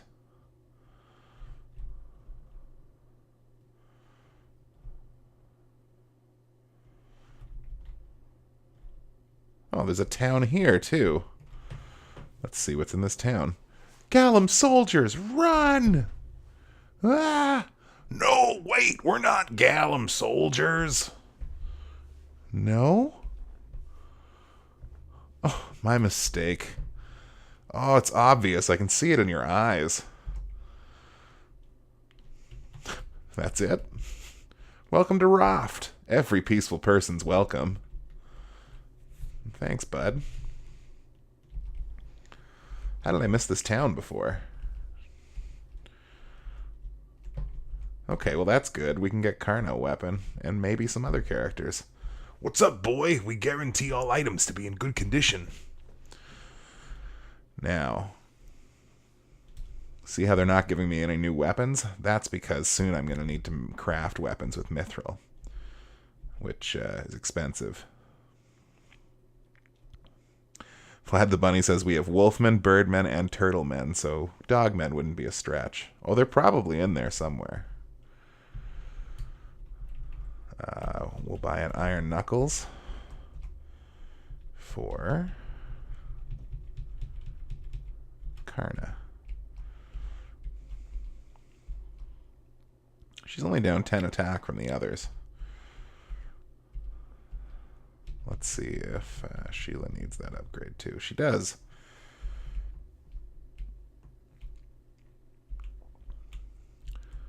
And we'll sell any excess items as well.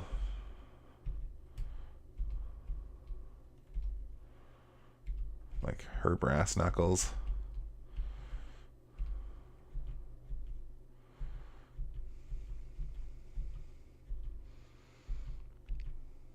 Her power stick. Look at that.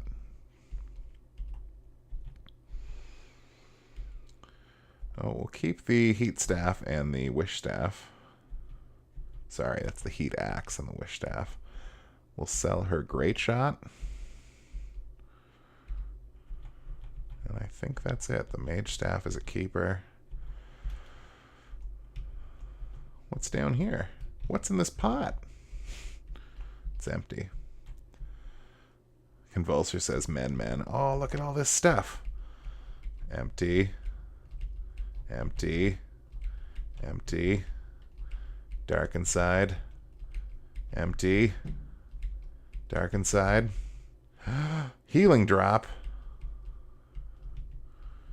I don't know what that does. Probably heals things. Women, men. There's definitely some of that in the Shining Force universe. Mr. Petro and Mr. Pacerin came from the south. Mr. Pacerin came in here through the tunnel in the south. We've been told the devils live there, and we've seen many devils here since he came to Raft. So we're burning him at the stick. And by stick, I mean stake. Sir Petro, don't leave me alone. Pacerin, I'm sorry. You promised to fly me in the sky. I know, with the Nazca ship I promised. I'd fly home to see my family, to show them how wonderful the ancients were. These jokers were from back on Paramecia. What the? Did he just turn into a different person? Petra, no. I will definitely be rewatching this. Sob, he's gone. He never had a chance to fly in the Nazca ship. And he never will, because we ruined it. The devils killed Petro. They lied to us. How cruel they are. Zink's mad. What's wrong with Zink? I have no idea, but he's obviously disturbed. Sir Astral, I'm angry. I cannot forgive the devils. I have overridden my restrictions on fighting. I am joining your force as a soldier. Zink the robots join the force.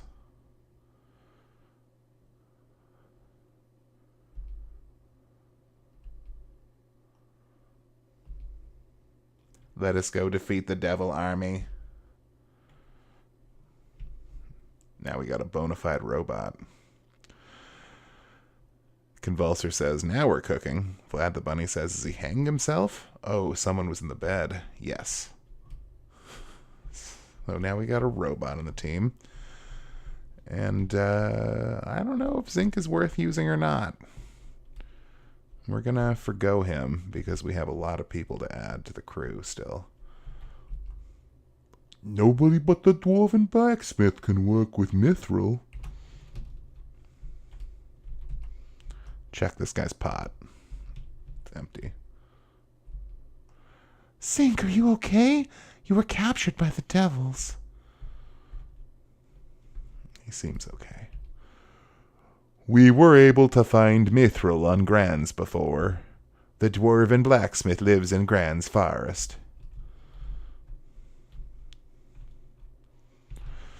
Okay, there doesn't seem to be a lot in this town, though, other than that.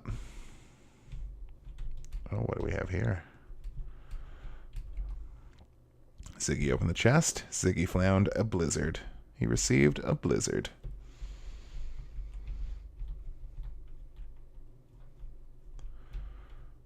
Okay, I think that's it.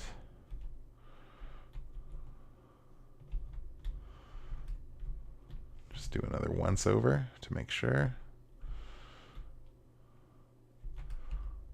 Red Baron's a cruel killer. He smeared his armor with the blood of his enemies. Looked in the barrel, it was empty. Oh, hey, what's this guy doing? Do you know Mithril? Mithril weapons are awfully strong. They may help you in your battles. So I guess that's like the running theme of this town. Is Mithril.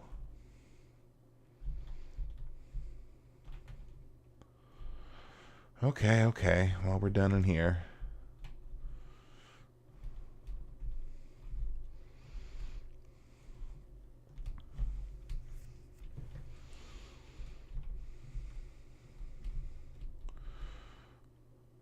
And if we follow the coast around like this, Some suspicious bridges.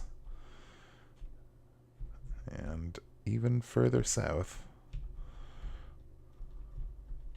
More bridges.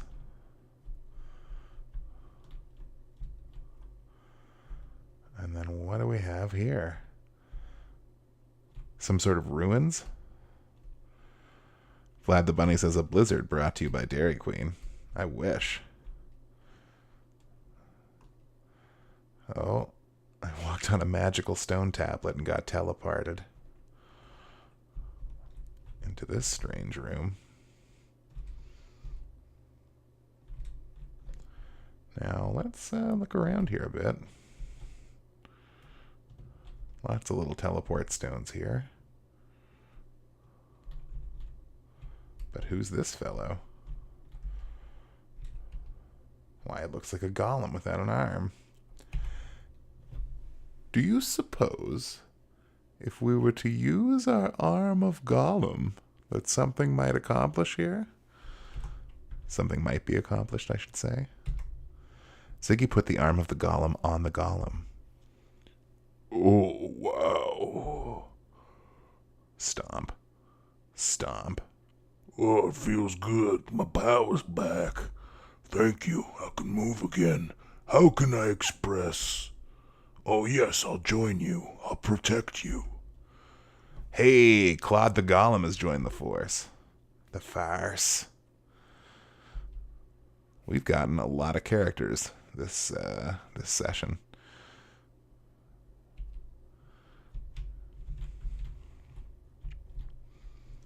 Luckily, it doesn't seem that all of these things can teleport me, so there's probably only one I need. Let's just step on them randomly until something happens. Oh. Well, actually, no, I need to,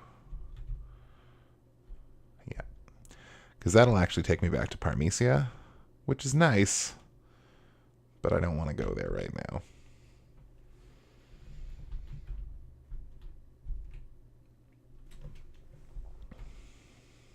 Vlad the Bunny says, a mudman of our own.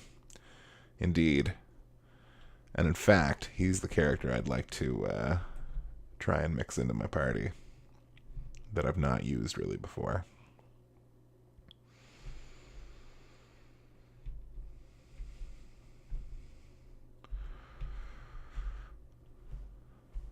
Ziggy, are you ready for battle? Indeed. We're going to go to the depot, and we're going to derive a couple things.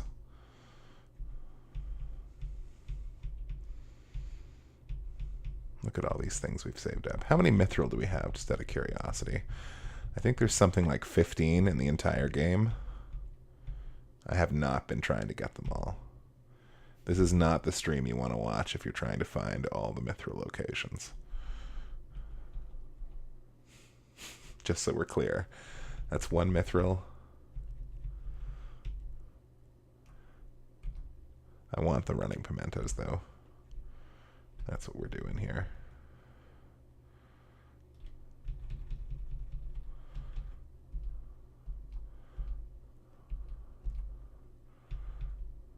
Wow, I only have 2 mithrils? That doesn't seem right. I know I have more than one running pimento. Power ring, protect ring. We're going to give the power ring to Karna, so she has a bit of a steroid on her attack. She almost does as much damage as Sarah now, so that's not bad. Now, these things like protect milk. Wow, this seems to be implying I only have 2 mithril. Oh, no. 3 mithril. Okay. So maybe in a future stream, we will go on a little mithril hunt.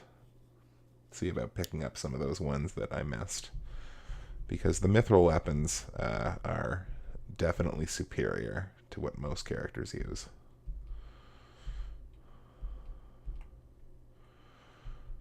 But I'm not sure if like power water or bright honey or you know, any of that stuff, protect milk, does anything. Or brave apples. You would think they would. Vlad the Bunny says, bye, Geralt. It could be. That's probably likely. But we're going to go all in on Claude here and feed him 2 running pimentos. Claude's movement range enlarged by 2. Claude's movement range enlarged by 2. So now he has a 4 larger movement range than he would before.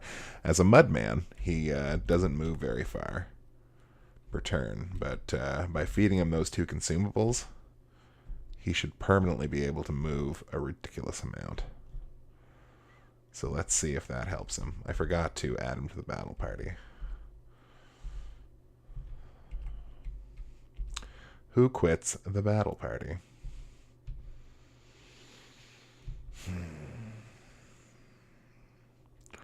Could be not these characters.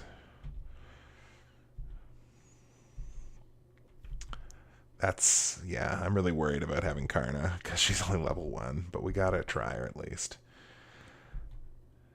So I'm gonna deep 6 Geralt, as we've discussed.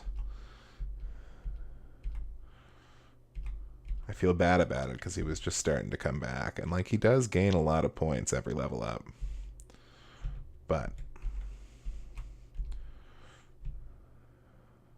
unfortunately, we still have at least 2 characters to join.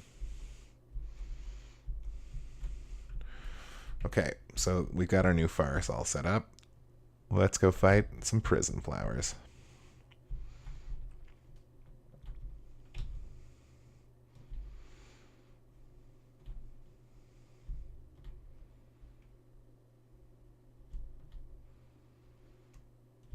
Now, I'm not going to sugarcoat it. There's every chance I'm going to lose this fight.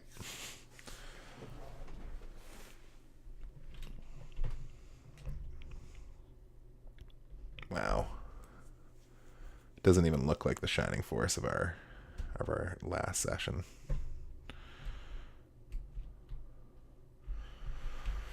So let's have a look here.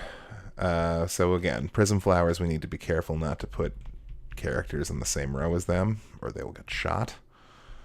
And it looks like there's 6 of them to deal with. 5 of them? 6 of them. 1, 2, 3, 4, 5, 6, 7, 8. 8 prism flowers. And here's a chest that I can never get. That's fun.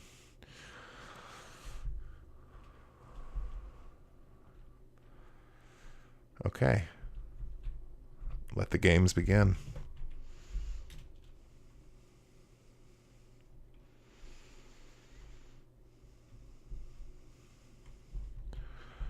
A difficult fight, but hopefully not one we can't win.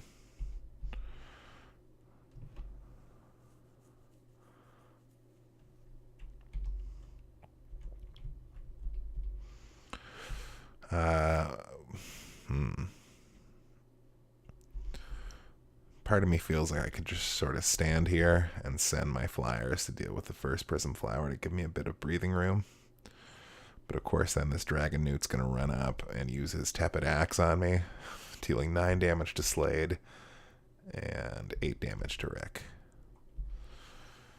So that's not great. Bow Rider also moving right in and curiously choosing to shoot Slade over Rick. Deals 26 damage.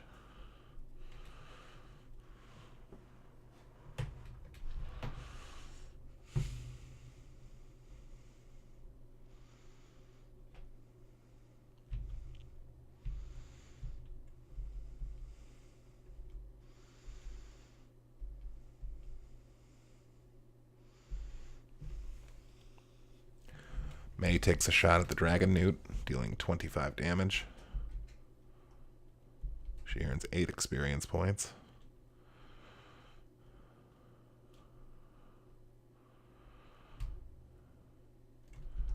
Gonna send my flyers in to deal with that first prism flower, hopefully. Now, the Prism Flowers do have a lot of hit points, so it's not just a matter of being able to take them out really fast, generally. Sarah deals 17 damage to that bow rider. Then we send Sheila in. Sheila deals another 14.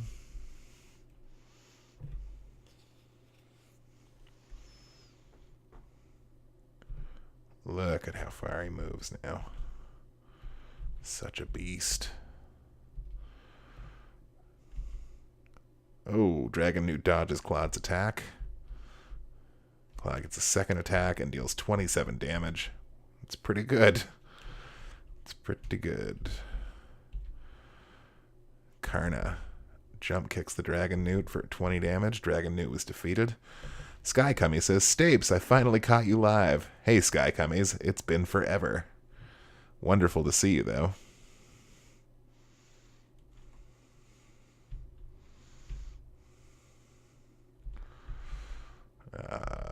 Since we can't finagle Slade... Oh, I just skipped his turn like a dum-dum. Oh, no matter.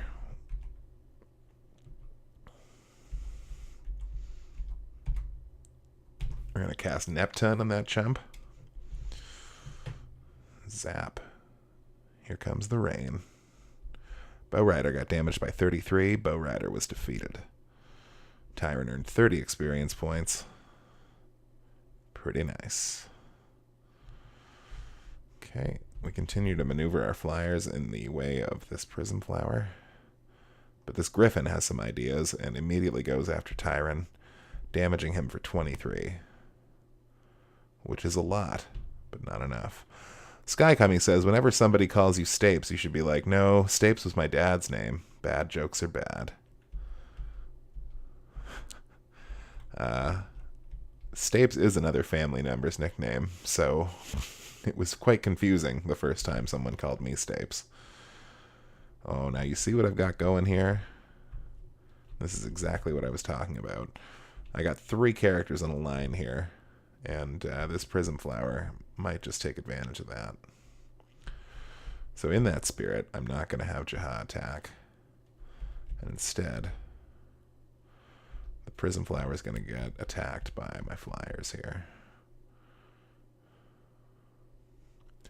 Oh, check that out.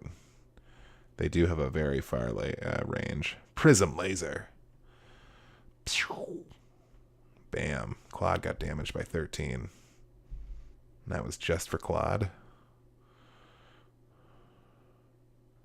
Oh no. Another Prism Laser Blast.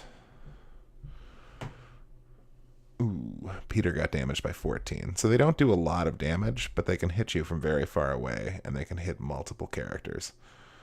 So you have to be careful.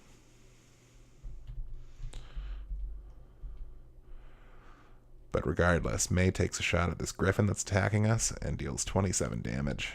May gets a second attack and finishes it off. 32 damage. Griffin was defeated. May earns 39 experience points and doesn't level up. Poof. Meanwhile, Peter goes all in on the Prism Flower. He deals 25 damage. He levels up to 19, HP up by 2, attack up by 3, defense up by 2, agility up by 1 for a gain of 8.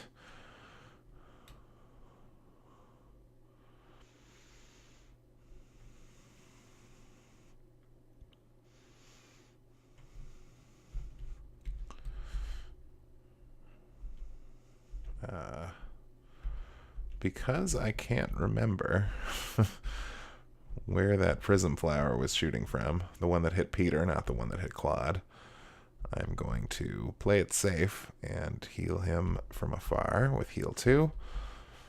He gains 13 hit points back. Sarah gets 9 experience. I've gone from no healers to a lot of healers, and it's kind of fun. It's a nice feeling. It's different. So what do we got on Sheila? Sheila's got heal 2, blast 2, boost, and muddle.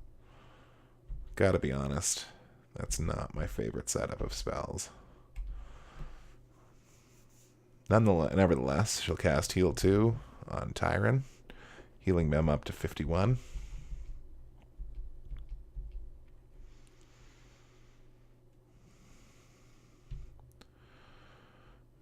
My Mudman.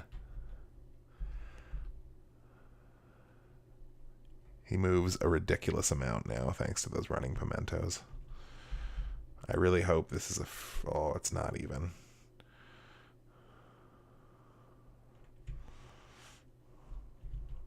Slade needs to be healed, so we'll keep him by healing Central. Tyrant does not need to be healed.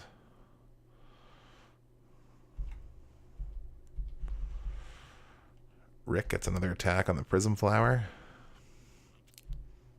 Jero comes in to help. Rick did 11 damage, Jero did 12 damage.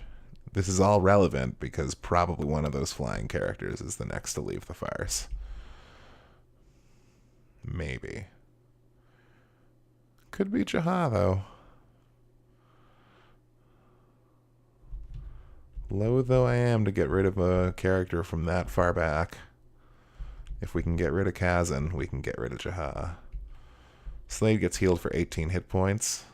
Sheila earns 10 experience points. Purple Worm. Bow Rider.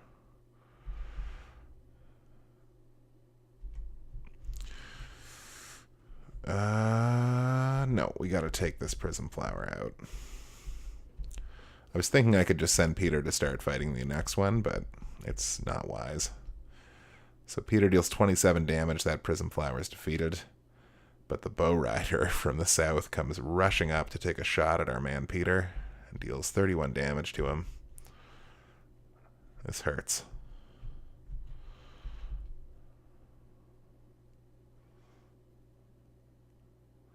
Prism Flower has taken a shot at this row. The dreaded Prism Laser. Zowie. 16 damage to Karna. 15 damage to Claude. This Prism Flower. Nothing. Bow Rider moving up. Somebody needs a heal. Peter's the one who needs it the most. But Karna's going to get it anyway. Karna recovered 16 hit points. Karna is just a good little healing battery.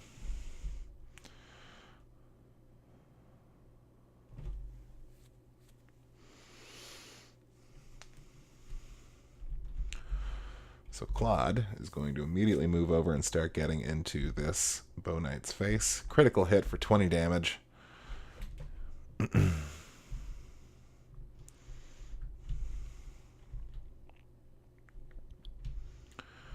Karna can still not find any enemies to hit.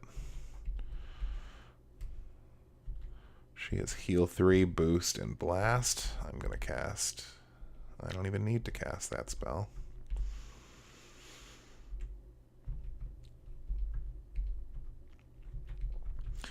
All this needs is heal 1. Hope you like sky kicks like that, because you're going to be seeing a lot of them on this version of the Shining Farce.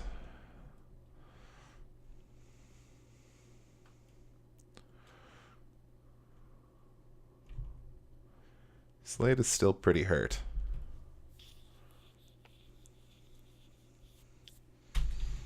But we got to start doing something about these enemies to the south here.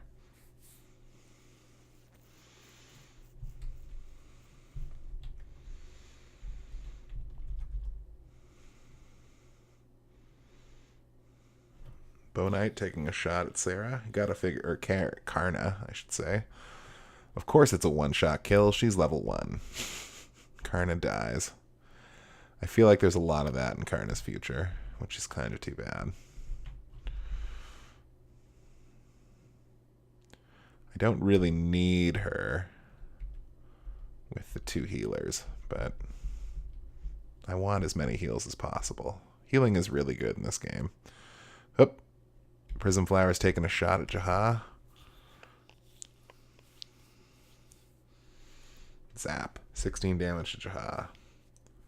12 damage to the bow rider that was on that same row. This bow rider's taking a shot at Slade. 30 damage.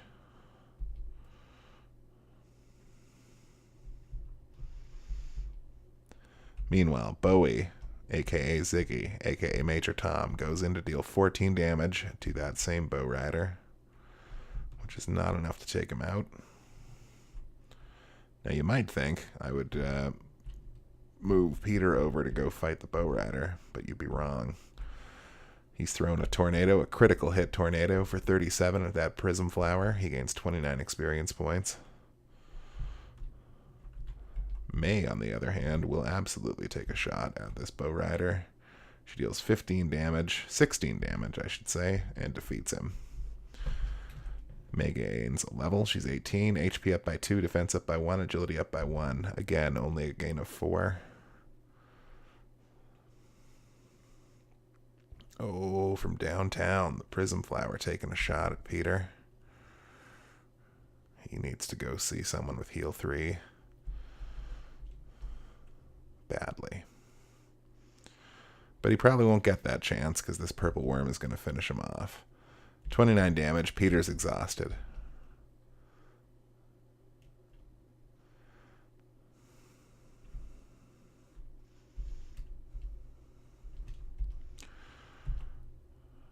Sheila doing a level 1 heal on Slade here. He regains 18 hit points. She gets 11 experience points.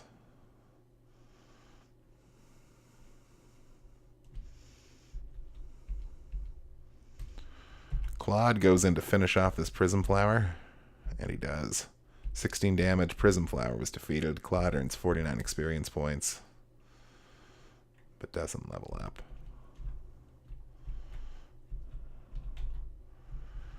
It's so fun healing Slade that everybody wants to get in on the action. I hope I didn't scare Sky Cummies off with my less than fun reaction to his bad joke. Given the amount of time that had passed since I'd seen Sky Cummies, it made me feel like he'd been kind of brewing that up forever. And I didn't give it the respect that he was hoping. Anyway, Tyron casts Apollo 2 and doesn't take out that bow rider, much to my extreme disappointment. So we leave it to Slade, hopefully. He deals 16 damage. Bow rider was defeated. Poof.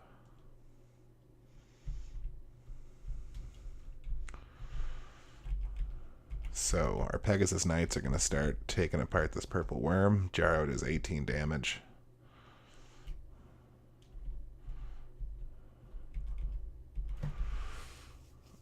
Jaha starts the offensive on the prism flower, the main bank of them. He deals 16 damage, but a mist demon comes to fight him.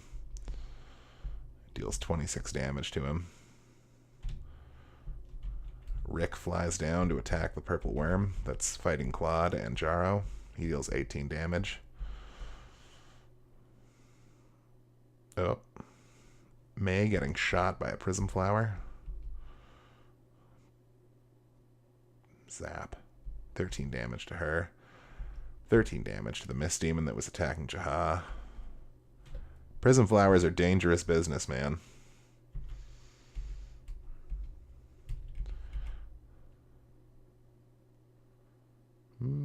Yes, I will do that. Ziggy casts Bolt level 2. 17 damage to the prism flower. 19 damage to that prism flower. And 20 damage to that mist demon.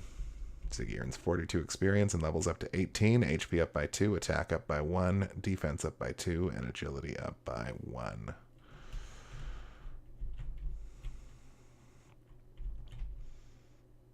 I think if I move the healers over there, they will start to attract attention from the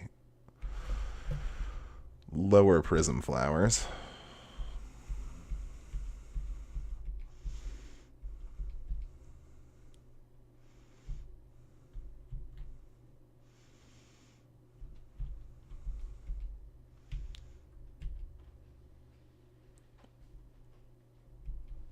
May takes a pot shot at the Mist Demon, dealing 27 damage.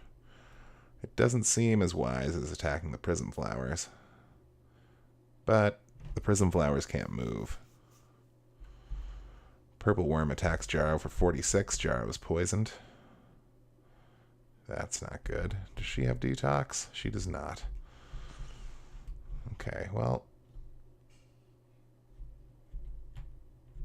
I'm trying to get Sheila over there.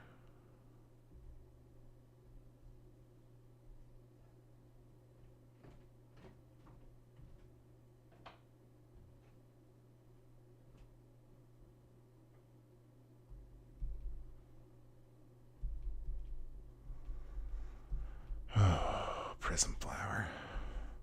Shooting lasers like nobody's business.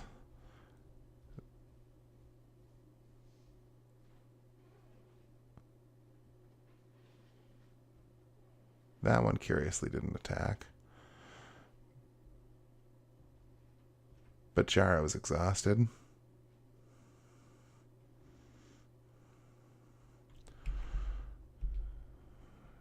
Claude taking a swing at the purple worm, deals 24 damage and defeats it.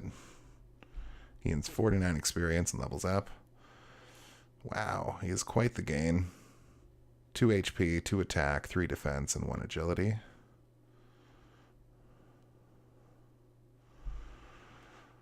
Mist Demon attacks Jaha for 29 damage and takes him out.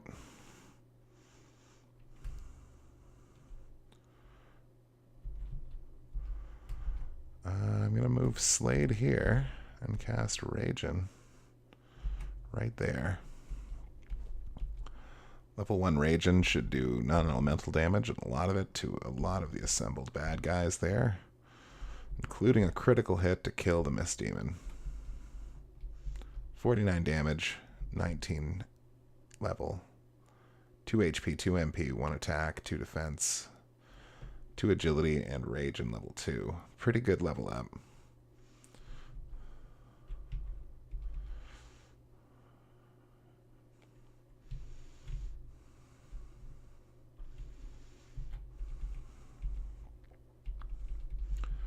Sending Rick in to attack that bow rider. I'm really not paying enough attention to the prism flowers. Case in point. Zap. Slade gets damaged by 12, but that's it. If they're only hitting one target, it's not the end of the world, because they don't do that much damage. Gonna have Ziggy take this one out. Prism Flower was defeated. We're getting there, gang. We're getting there. This one's also gonna shoot Slade.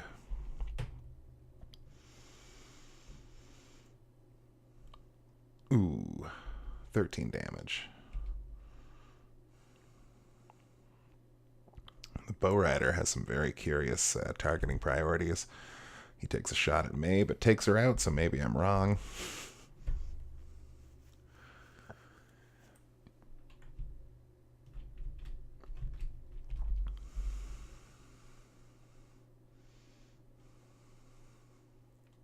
Oh, from downtown, this Prism Flower takes a shot at Claude, dealing 12 damage.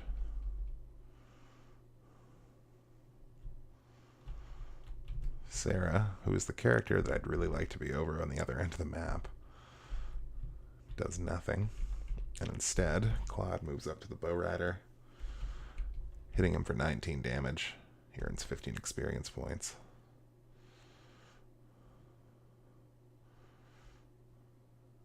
Oh man, the Mist Demon moves up to attack Claude and deals 21 damage. Claude is exhausted.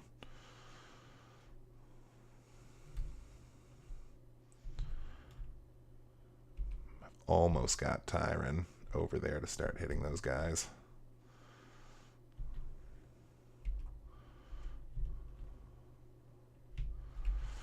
How much life does that have left? 25?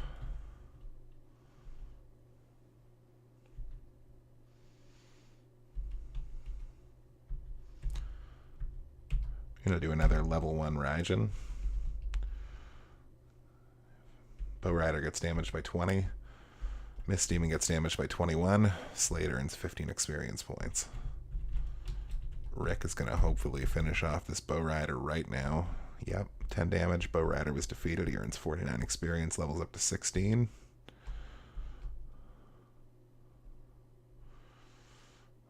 We are running out of fighters here.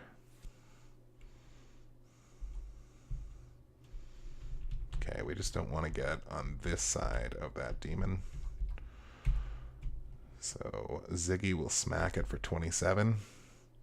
It gets a counter attack for 15. Ziggy levels up to 19, HP up by 2, attack up by 1, defense up by 2, agility up by 1. And I think I've positioned myself such that the prism flowers can't shoot me.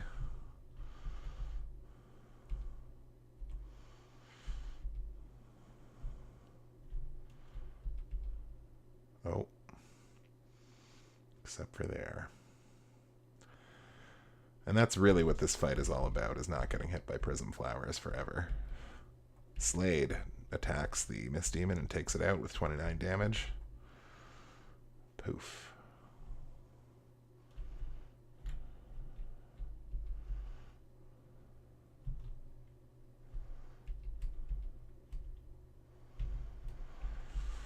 We're going to cast Apollo 2 on this prism flower, see if it takes it out in one shot. It does. How about that? 68 damage. Prism Flower was defeated. Tyrant levels up to 19. HP up by 1. MP up by 1. Defense up by 1. Agility up by 1. Not the greatest level up.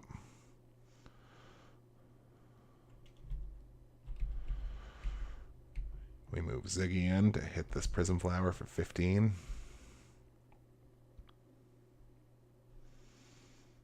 The Prism Flower will take a shot at Ziggy and also Sheila. Bang. 13 damage to Ziggy. 13 damage to Sheila.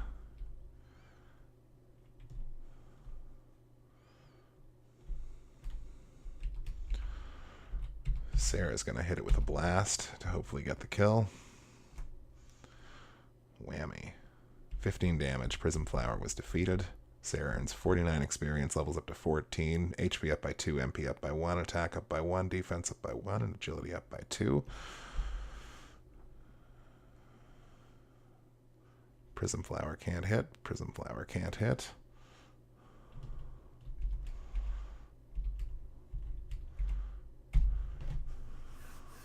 Sheila casts Heal 1 on Ziggy. He recovers 18 hit points. Might as well recover my characters as best I can here. Do a little regroupy. Tyrant's going to finish off this Prison Flower too, but this is his last cast of Apollo 2. 49 experience points again. Prism Flowers are like bosses, so they give a lot of experience no matter who you are. Let's take a second here to look at our situation. So we've got 6 characters left, including Tyron, who doesn't have much MP. We're up against 2 Prism Flowers and 3 enemies. It's possible that if this Executioner dies, the whole thing is over. But I think the smarter play is to kill off the Prism Flowers and then hope for the best. If we can draw the Wizard or the Shaman out, that would also be exemplary.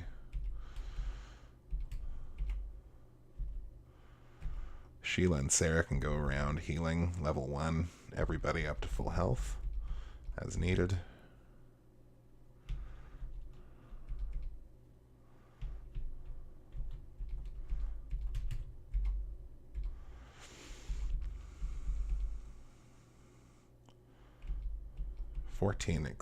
Hit points restored to Ziggy.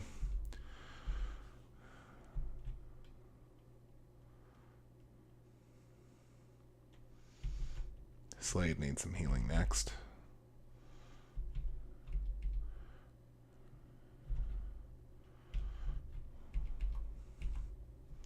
But the battle is joined against the Prism Flower. Rick deals 11 damage to it.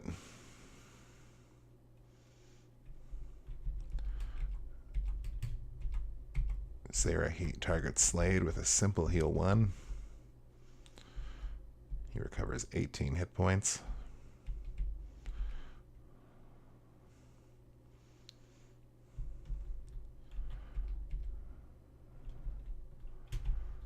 Sheila, not to be outdone, will also cast heal 1 on Slade.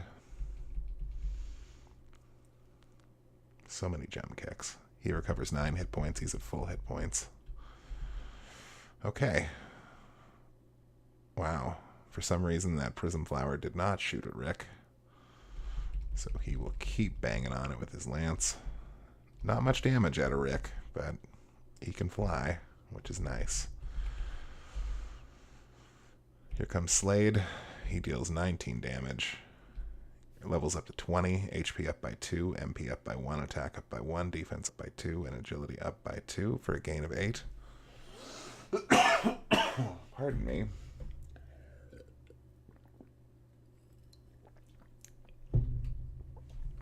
It's tempting to cast a spell with Tyrant here, but as that thing is pretty much handled, I don't think I need to. We're just going to cast Blast 2 to even the gap of hit points here so that Ziggy can finish this Prism Flower off. She deals 9 damage, but that's exactly within the range of how much damage I expected her to do. So we move Ziggy in for the kill. Wham. 15 damage. Prism Flower was defeated. 49 experience points to Ziggy. No casualties in that battle.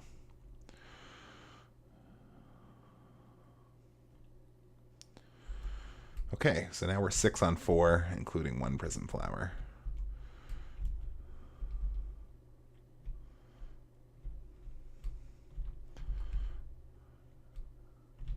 Tyrant's going in as bait. Oh, I just put Rick on the same level as that flower, which is exactly what you don't want to do. Luckily, the flower is not picking up on that.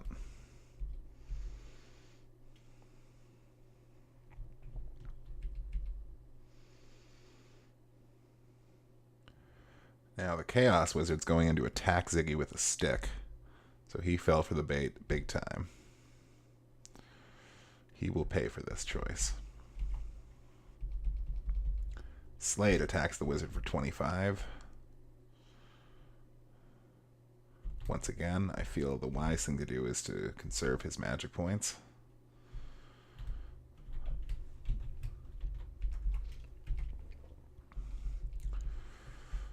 Rick will attack the Chaos Wizard for 17. He earns 16 experience points and doesn't level up. The Chaos Wizard's allies watch in stupefaction as he is cut down by the farce. Ziggy levels up to 20, HP up by 2, attack up by 1, defense up by 3, agility up by 1. Love those 3 defense gains on Ziggy.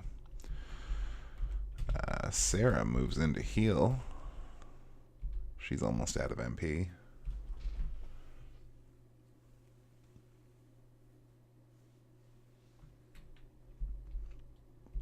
She heals 18, bringing him back to full. And then Sheila moves in as well. Oh, wow, this guy. The Shaman comes in to cast Blast 3 on about half my party. And, like, don't get me wrong. On paper, that's a good idea. But in practice, I don't think so. So Rick will open the attacks on the Shaman, dealing 18. Tyrant still being held. Slade, on the other hand, will just go for the backstab and deal 34 damage. Now remember, Slade is the critical sword, which is currently the best sword we possess. Executioner attacks Rick, deals 21 damage. Not enough to take him out. Ooh, now. If I put Ziggy there, he kind of log jams this whole situation. So you know what I'm going to do? I'm going to have him attack the Executioner. He'll do 22 damage. And if you guessed that I was going to have somebody cast Blast to take out this petty little shaman, you were right. Critical hit. Shaman got damaged by 12. Sarah became level 15. HP up by 2, MP up by 1, attack up by 1, defense up by 1, and agility up by 2. A gain of 7, I believe. Sheila, likewise, will come in and throw a blast at this executioner. Gets damaged only by 6. Slade can't reach the bad guy. They're all shooting. Neither can Tyron.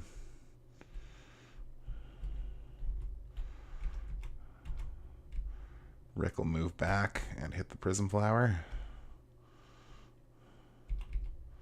Ziggy attacks the Executioner again for another 24 damage. Executioner gets a counterattack for 8 on Ziggy. Not a great hit, but it's a counterattack, so we kind of expect that. Sarah, out of magic, will go to help attack this Prism Flower, which will take a shot at Rick in return. He gets blasted for 13 damage. Executioner attacks Ziggy. Wham! 16 damage. You'd expect more from a guy called an Executioner.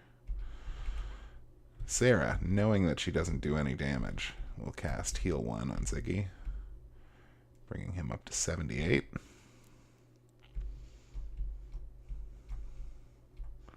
Sheila earns 10 experience points.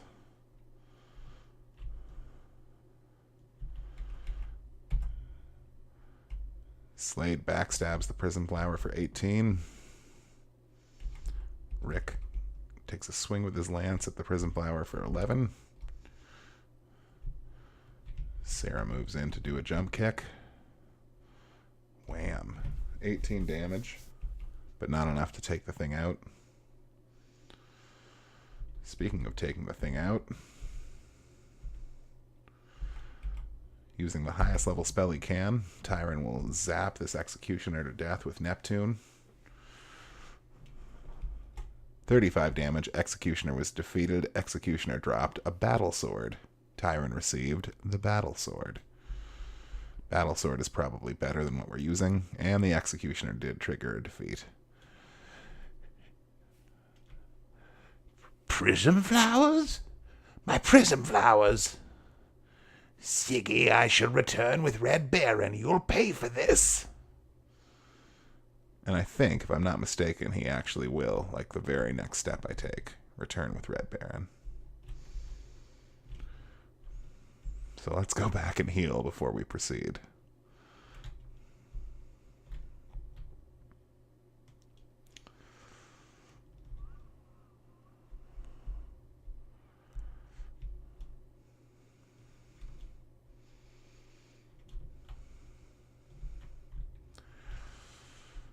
Oh, always walking by priests.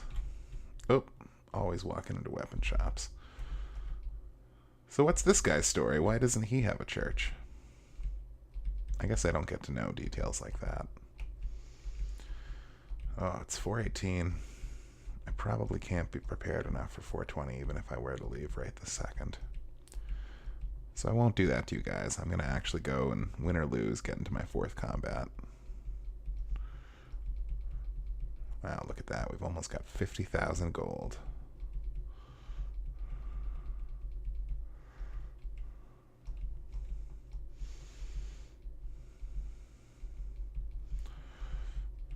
Okay, so everybody's revived.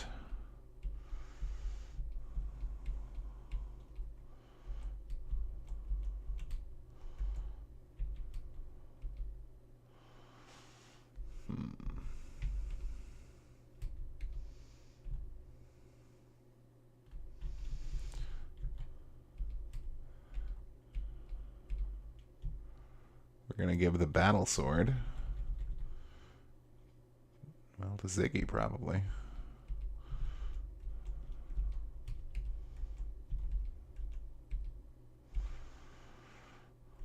Okay. equip Ziggy with the battle sword.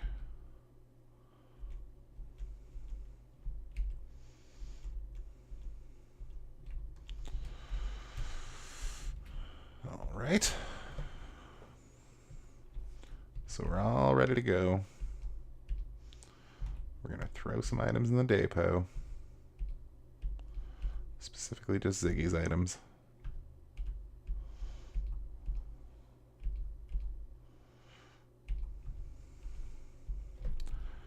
Now, I don't want to tell no tales,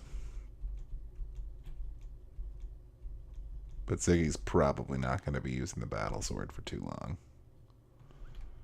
Someone else might be using that before long. Okay, so passing through this area one last time.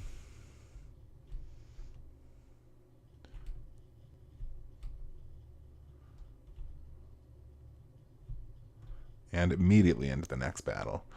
Now you shall pay for killing my precious prism flowers. Guess again.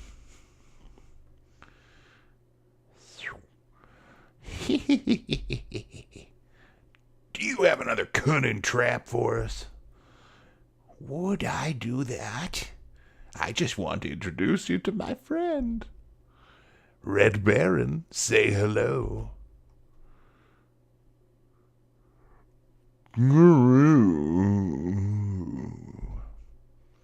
He's waiting for you just outside the Gallum Gate. You have to defeat him if you want to advance. See his red armor? It's smeared with blood. He has killed many people. Now it's your turn. This will be your undoing. Gallum is just over there, but we have to advance. Ziggy, are you ready? He nods. The battle begins. Okay, so Red Baron is the first enemy that we've seen that has more than 100 hit points. Look at that. So that means he's got a green life bar, which we have to beat down before we get to his yellow red bar, which we then have to beat down before we get to killing him. So let's see what we're dealing with here. On the one hand, we have some new enemies, including a Minotaur, which hits very hard. A Hellhound, which has question marks for attack, which means that it hits over 100. Which I assume Red Baron does as well, yeah. But that seems to be it for new enemies.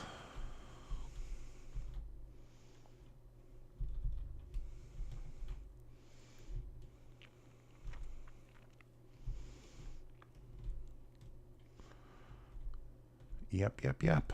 Okay.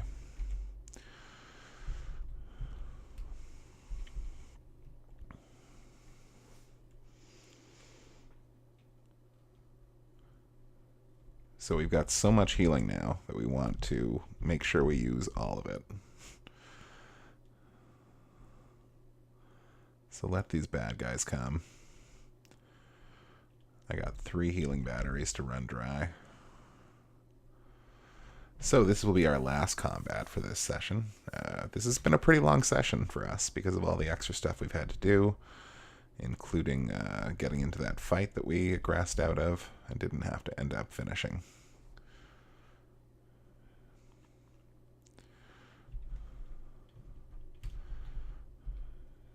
But we still got to do some of the more fun fights in Grans Island, including the Prism Flowers.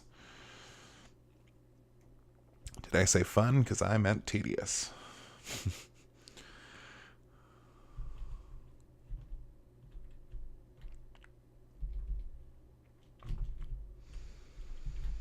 Okay, we don't really want May in the front.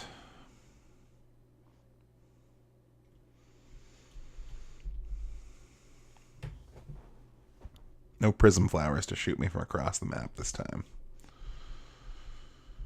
Now, despite feeding him so many movement-upping items, Claude still can't escape a forest to save his life, so we gotta be careful with that.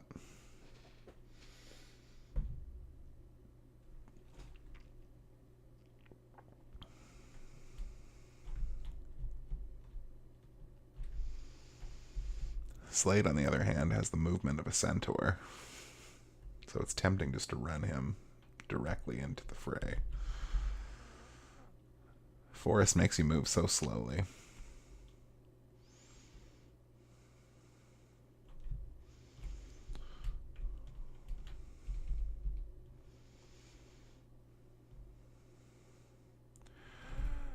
So the initial thing that looks like it's going to be annoying in this fight is the 3 bow knights we're about to, or sorry, bow masters we're about to come up on.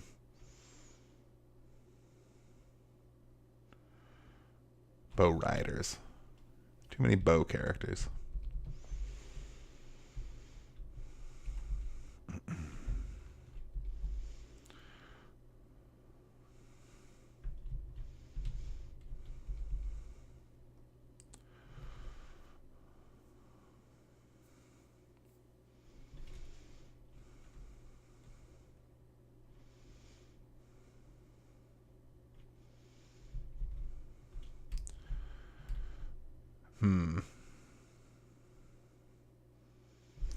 Might as well.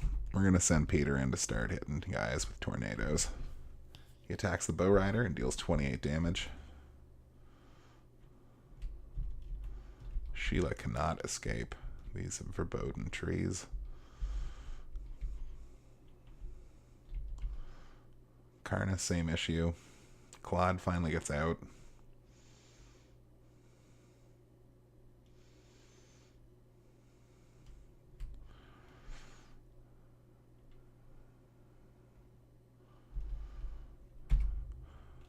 Slade attacks the bow rider and deals 19 damage. He earns 1 experience point.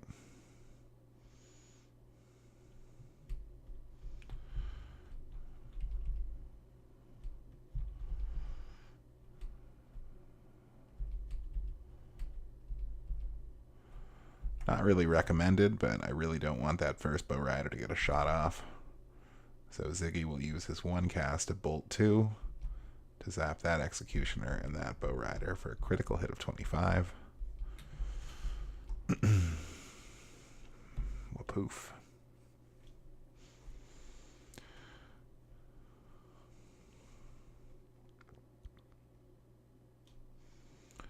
Hellhound moves up to attack Slade and deals 31 damage.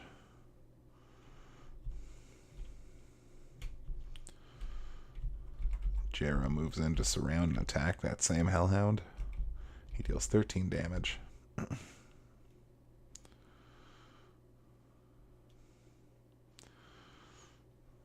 There's 2 bishops I see in this fight. Oh, this is probably ill-advised. Rick attacks the bow rider for 10 damage. Oh, Slade's about to get hit by an executioner. He deals 23 damage. Slade gets a counter attack for 12. Could be worse.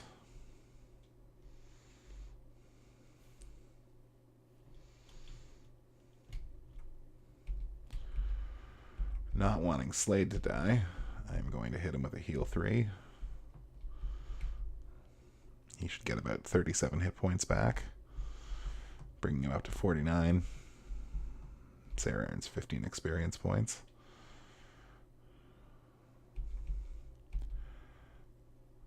Peter attacks the Hellhound for 27 damage. He levels up to 20, HP up by 3, attack up by 3, defense up by 2, agility up by 1. A total gain of 9.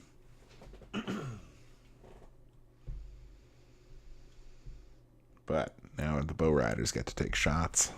The first one aims at Jaro, deals 53 damage. May still can't get out of that accursed forest. The other bow rider does the same thing and shoots Jaro for 51 damage.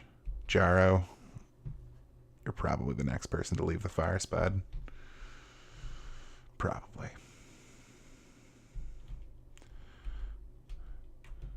Sheila can't get anywhere to heal anybody important, so she won't. Claude's gonna hit this Hellhound. Boof, 20 damage. Claude earned 15 experience points and doesn't level up.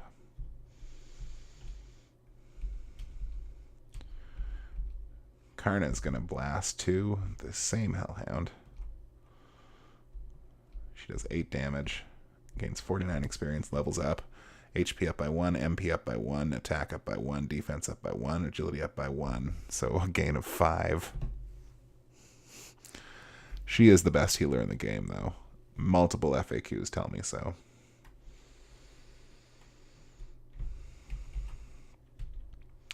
Slade goes in and attacks the already damaged Bow Rider, dealing 20 damage.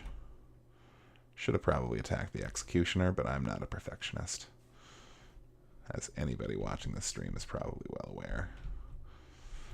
I'd like to get Tyron closer, but he can't reach anybody to hit them with any summons.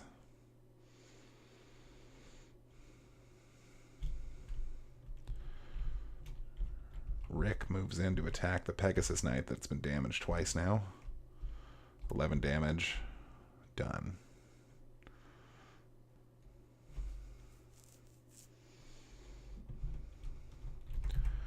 May moves in to take a shot at the Executioner. Her lasers deal 21 damage. She earns 6 experience points. Ziggy moves in to finish this Executioner scum off. Deals 24 damage. Executioner was defeated. 620 monies.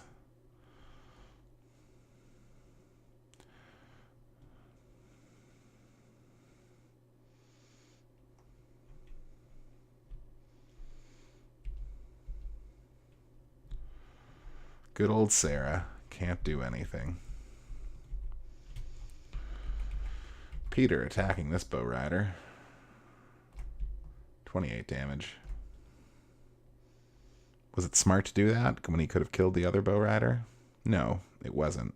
I didn't know that, of course. Oh, Karna gets heavy attack down for 76 damage. Because of course she would. Really gotta make me regret taking Karna, don't you? Shining Force 2. Bow Rider gets damaged by 13. Really getting sick of these Bow Riders. Having 3 of them shoulder to shoulder is especially nasty, it feels like. He's going to take a shot at Claude. He deals 14 damage. Claude is instead going to get in his face and hopefully take him out. But no, only deals 16 damage, earns 13 experience points.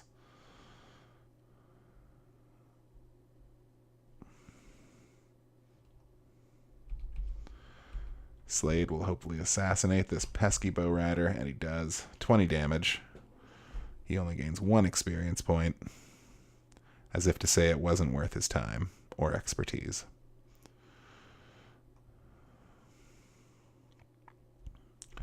Got a couple little pockets of enemies approaching here, so we're going to try and reform our group. But we still need to deal with this jerk Bow Knight. And Rick, looks like it's going to be you. Bow Rider got damaged by 10. 46 experience to Rick. He's level 17. I missed all of his gains, but they were probably not the best. Tyron, nothing to do but approach the group and ask annoying questions like, "Hey guys, what happened? Did I miss the fighting? Oh no."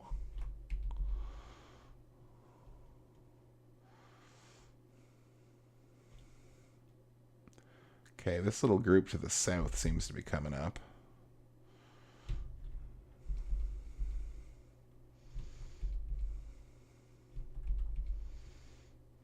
I probably could have healed some characters just now instead of moving around, but it's late, folks.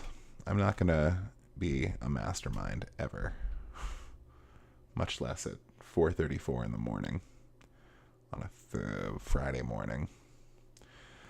The Mist Demon moves in to slap Sarah for most of her life. 42 damage, and then he gets a second attack because of course, for a total of 87 damage. Bang.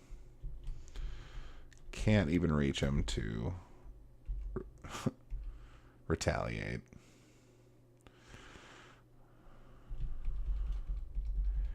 Rick moves in to slam the Mist Demon in the back.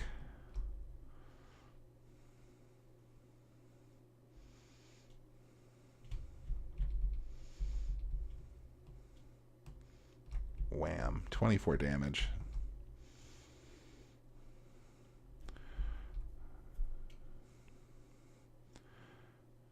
Oh. I'm surprised that he moved that far.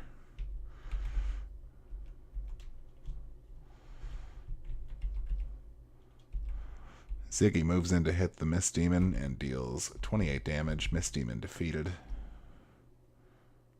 Poof.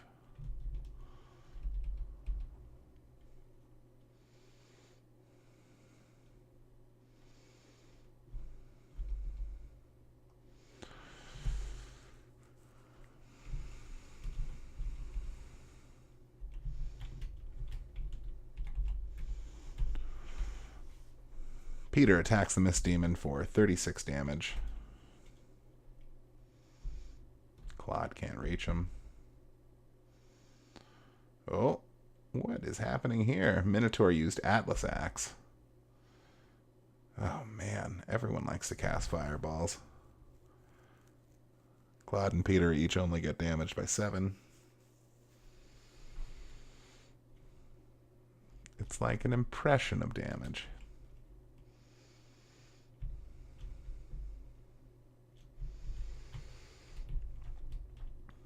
Slade's going to move in with the backstab motion on the Minotaur.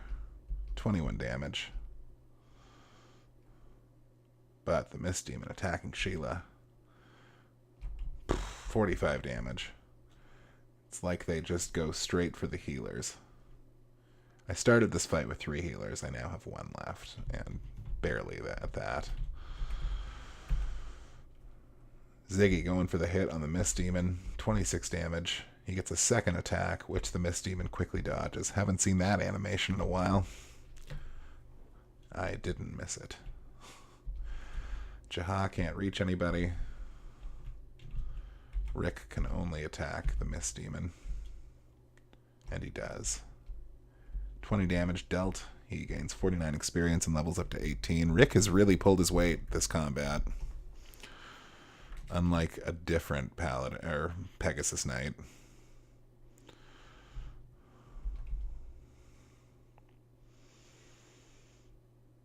This Hellhound moves in to attack Claude. Probably going to take him out. Nope. Only does 22 damage. Claude gets a counterattack for 11.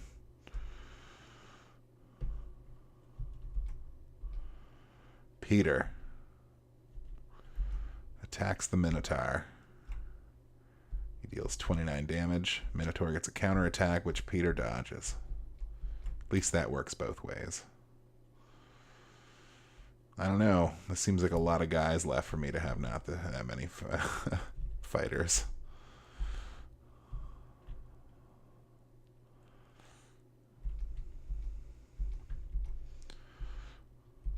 Sheila's going to heal herself for 17 hit points. 18 hit points, my bad. I foresee that happening on a lot of her turns in the near future.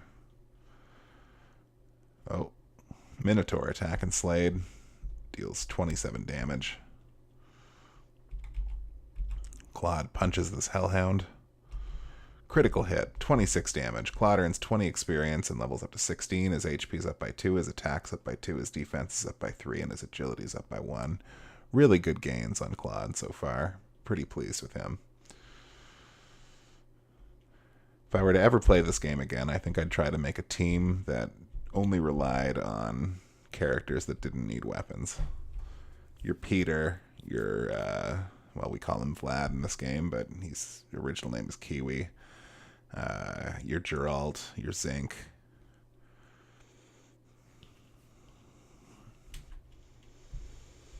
You probably don't have enough for a full team.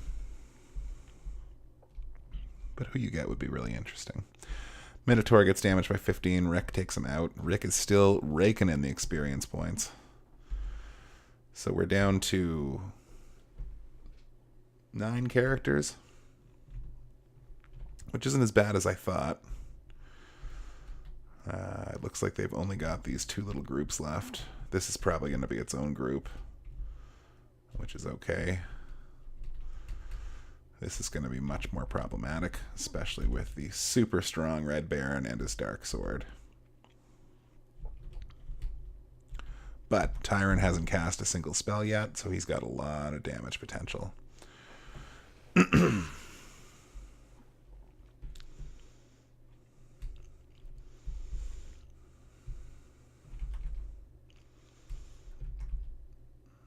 So again, time to form up.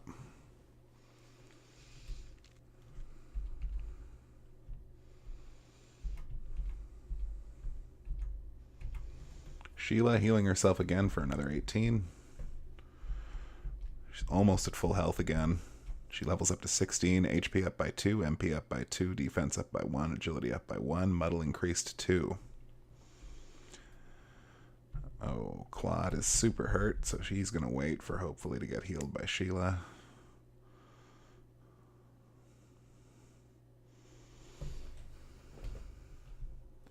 Slade is also super hurt.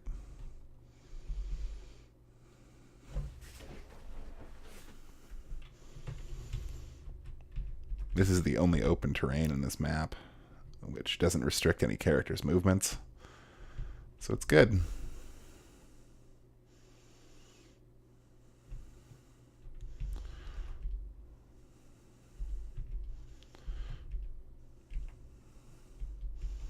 Sure wish I had that healing drop that I put in the caravan. Claude recovers 18 hit points. Sheila earns 10 experience. So again, this little group does seem to be coming up to face me.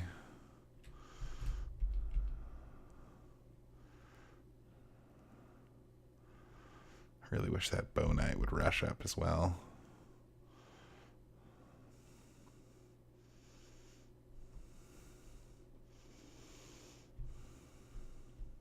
Nope. Can't quite reach.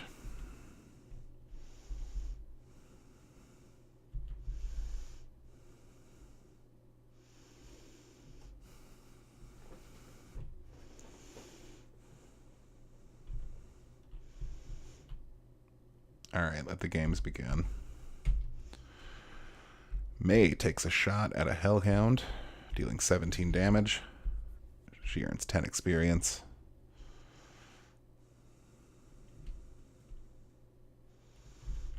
Bowie cannot reach, and by Bowie I mean Ziggy.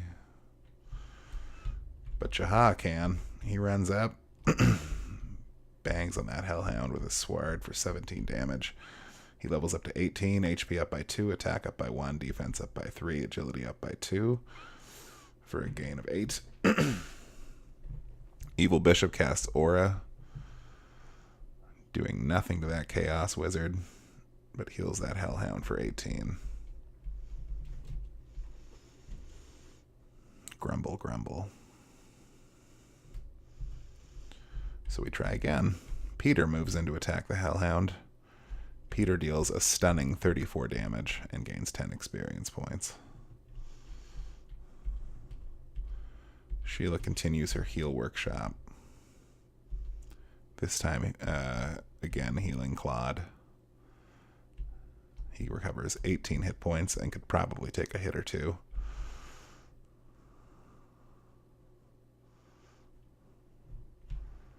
Let's test that theory. I move him in to attack the Chaos Wizard. Wham. 24 damage to Chaos Wizard. Claude earns 22 damage or experience points. But Chaos Wizard decides to attack Peter with a stick, dealing 15 damage. Peter counterattacks for 16.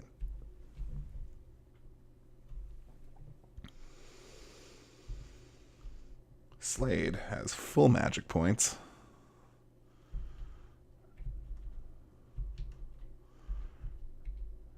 And therefore, we'll cast Rage in level 1. He defeats the Chaos Wizard. He defeats the Hellhound. He earns 49 experience and levels up to 21. HP up by 2, MP up by 2, attack up by 1, defense up by 2, agility up by 2. That is a gain of 9. Poof.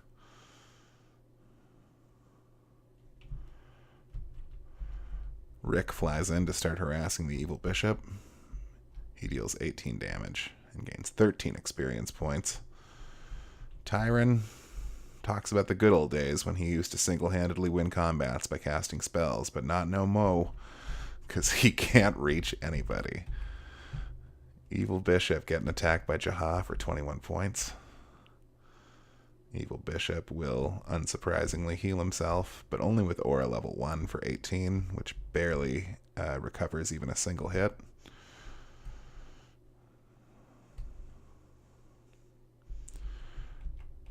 Sheila will use heal on Slade. He recovers 18 hit points. Might be able to take a hit now. Might be. We'll have to see. I sure hope she gets heal 3 sooner than later. Peter moves in to flap his wings at the bishop. Brings him down to 6 life. Ziggy moves south. May is going to try and snipe the evil bishop to death here. Her lasers do the trick. Evil bishop was defeated. 49 experience. She levels up to 19. HP up by 2. Defense up by 1. Agility up by 1. A gain of merely 4. Not awesome.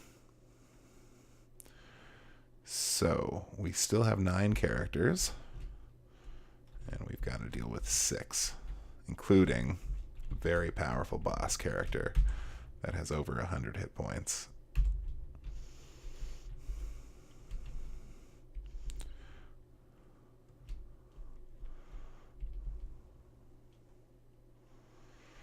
Let's see how this plays out. So the first thing we need to do is eliminate the heals. Another good thing to do would be to lure out any enemies that can be lured out. Doesn't seem like we can do that. It seems like they're playing it pretty close to their chest. But let's see what we can get. Now, I will remind you folks that win or lose, this will be my final battle for the stream. So here's hoping that we take out the Red Baron. It's also worth pointing out that I will be working these next couple nights. So at least for 2 nights, there probably won't be any new content. Although I'll be rebroadcasting last episode of Shining Farce tomorrow night at 11 p.m. Eastern, and I'll probably be rebroadcasting this episode the following night. So hopefully you won't miss me too much. In the meantime, I'm also going to be doing a one-a-night playthrough of the Shining Force series, as we've been making our way through them 4 fights at a time, pretty much, on my YouTube channel, which is spelled Mista Staples, Mistastaples.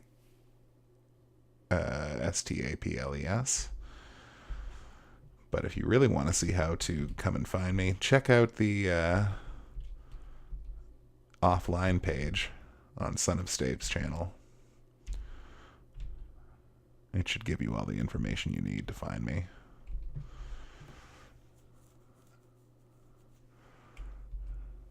Sheila's still kicking out heels. Man, these guys really don't seem to want to rush me.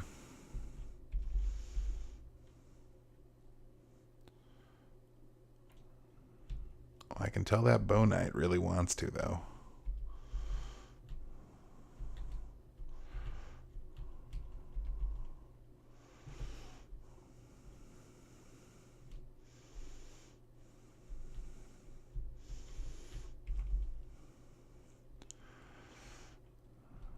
Can you feel the tension?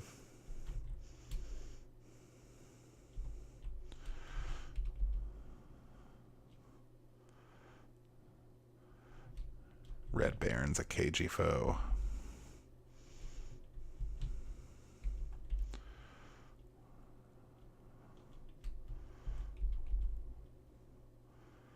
Oh, here we go. It's on. Ziggy was all we needed. Okay. Bang. Ziggy got damaged by 18. That's 1 cure. Peter flaps his wings and goes up to the bow rider. He deals 25 damage. He gets a second attack. He deals 27 damage for a total of 52. Good job, Peter. Looks like May's going to polish that guy right off. Whammy. 13 damage. Bow rider was defeated. She earns 12 experience points. And just as soon as the threat started, it ends. Sheila slides up to heal Ziggy back to full health.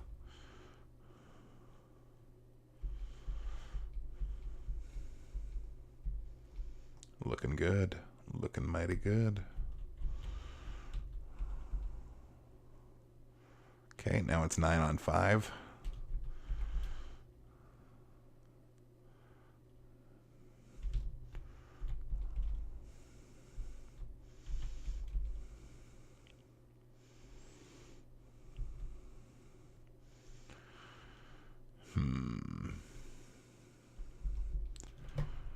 Gonna move. Oh, it's on. Hellhound runs up, belches out flames on Jaha for 28 damage. So his flame belch is a little more intense than the last flame belches we had to deal with. But not to worry. Oh. Back in the forest. Ziggy can't reach that enemy.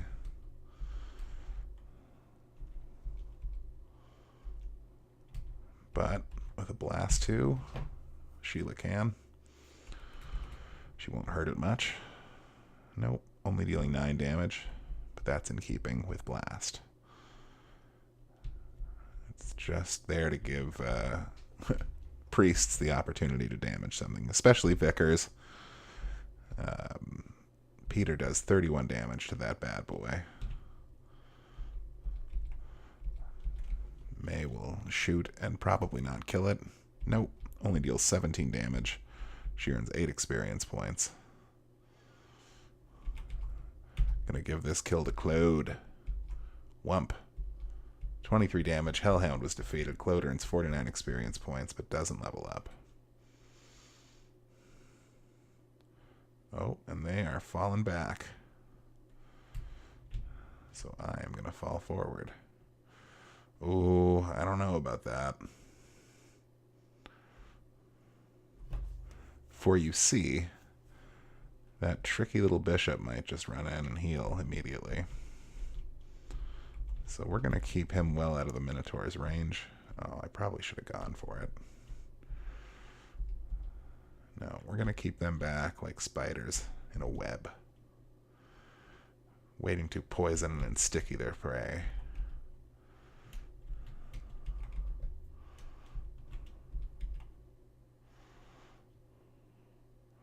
Okay, the Minotaur is going for Jaha, who's quite weak. He deals 18 damage. And I can't reach a spot to heal him. So we'll just have to hit them with everything we've got. 28 damage from Peter. Claude can't reach.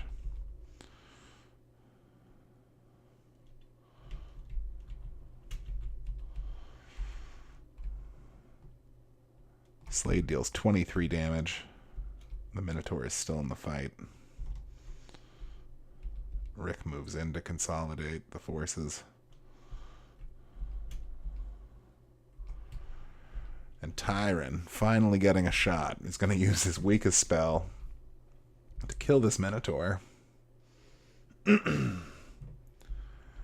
Critical hit. Minotaur got damaged by 24. Minotaur was defeated. Tyron earned 42 experience, levels up to 20, HP up by 1, MP up by 2, defense up by 1, agility up by 1. Tyron learns Atlas, a new summon, which is super exciting. Uh-oh. Red Baron used Dark Sword. Spell has no effect. Oh, he's trying to de-soul our characters, gang. That's trouble. Now, I know I said that I wanted to just run in and start hitting the healer, but I can't reach him. Oh.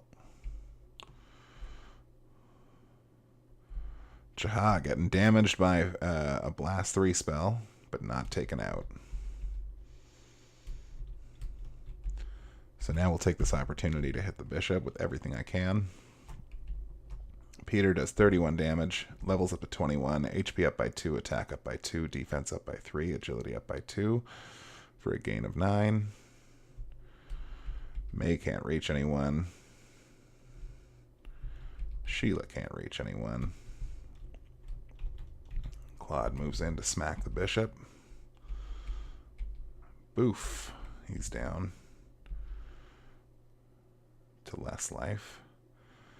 But Red Baron uses his Dark Sword on Jaha and wastes his turn. Oddly. Now I know what you're thinking. Slade should run up and attack somebody. But no, he's going to cast Raijin level 2, dealing 27 non-elemental damage to all targets, including the evil bishop, which takes him out. Chaos Wizard takes an especial amount of damage. An especial amount is not a correct way of pronouncing that. Chaos Wizard's going to finish off Jaha with a stick. Fair enough, 12 damage. So it's looking pretty good for us beating this fight. Can't reach the bad guy with Atlas. We're gonna have to give it a go.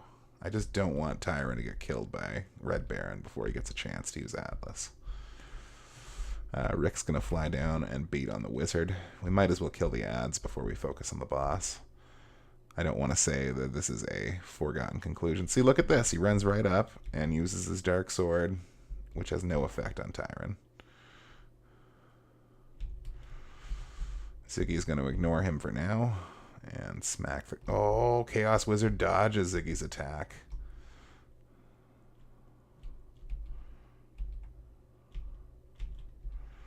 May takes a shot at the Baron. Knocks him down by 14. He's got 95 hit points left. Peter is going to have to finish what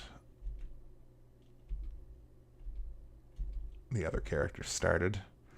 He flaps his wings and deals 33 damage to Chaos Wizard, gaining 32 experience points, but doesn't level up. It is now just the Red Baron left. Sheila does a critical hit with a sweet wind-up for 16 damage. She earns 5 experience points. Claude moves in and punches Red Baron for 17 damage. He gains 5 experience, and he does level up. HP up by 2, attack up by 3, defense up by 3, agility up by 1. Another gain of 9. The Red Baron straight up attacks Sheila. Heavy attack, 56 damage. Sheila's exhausted. Wump. Slade, now out of MP, will just attack the Red Baron. He deals 19 damage. Here we go, guys. Atlas time.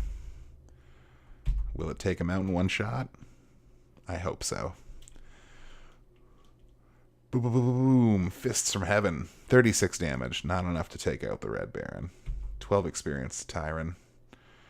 Red Baron gets an attack. He goes over to May. Wham. 41 hit points removed. Rick goes in to try and finish the Baron off. Hits him with his lance for 10 damage. Red Baron was defeated. Rick earned 50 experience points and levels up to 19. I think Rick gained like 3 levels that fight. His gain is like 6, I think. Sir Astral, he's crying? Why would he be crying? I think I've seen his style of fighting before. Let's see his face. Astral removes the mask. Oh my god, it's Lemon. Huh? It's Lemon. Let me see him. You've never seen Lemon before. Wow, he's alive. Lemon, Lemon. Where? What? Oh, Sir Astral, I had an awful nightmare. I was controlled by someone and I killed a lot of... It wasn't a dream. What? You were being controlled by a devil, and he made you kill every person you saw. You recovered your senses when we defeated the devils. I can't believe it. I'm Lemon. What can I do? How can I atone for my sins? Sir Astral, tell me. You're not at fault. It's not your fault. That's fault times 2. The devils are to blame. But... I have to die for my sins. It'll be my atonement. I have to die. Oh, poor Lemon.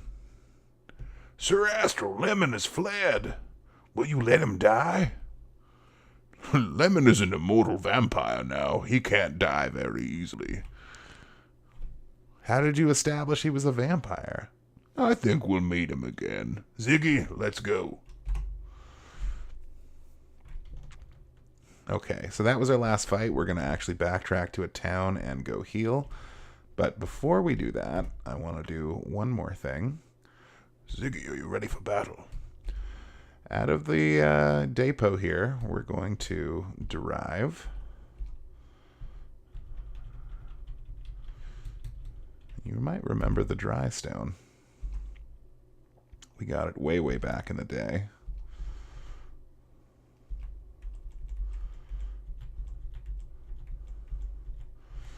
So you notice here how there's a little bend in the river.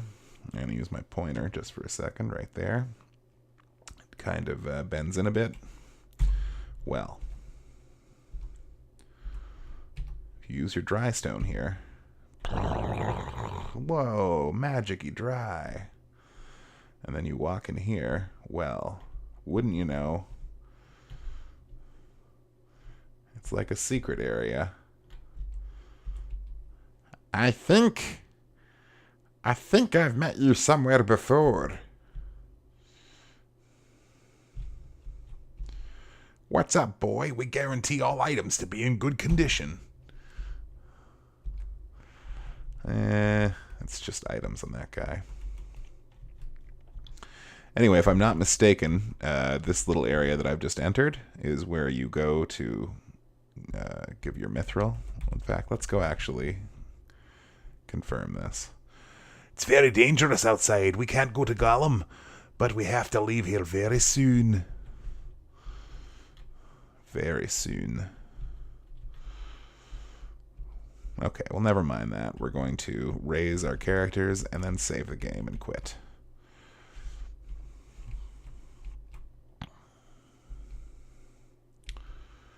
Sarah's revived. Jahaz exhausted.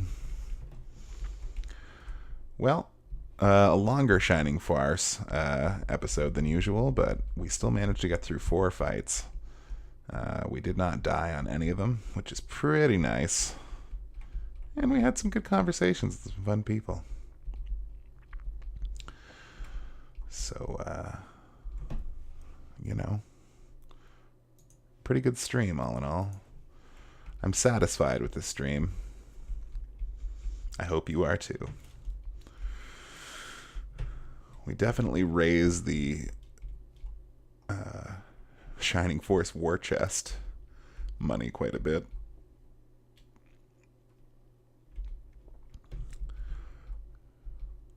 We're going to record our adventure.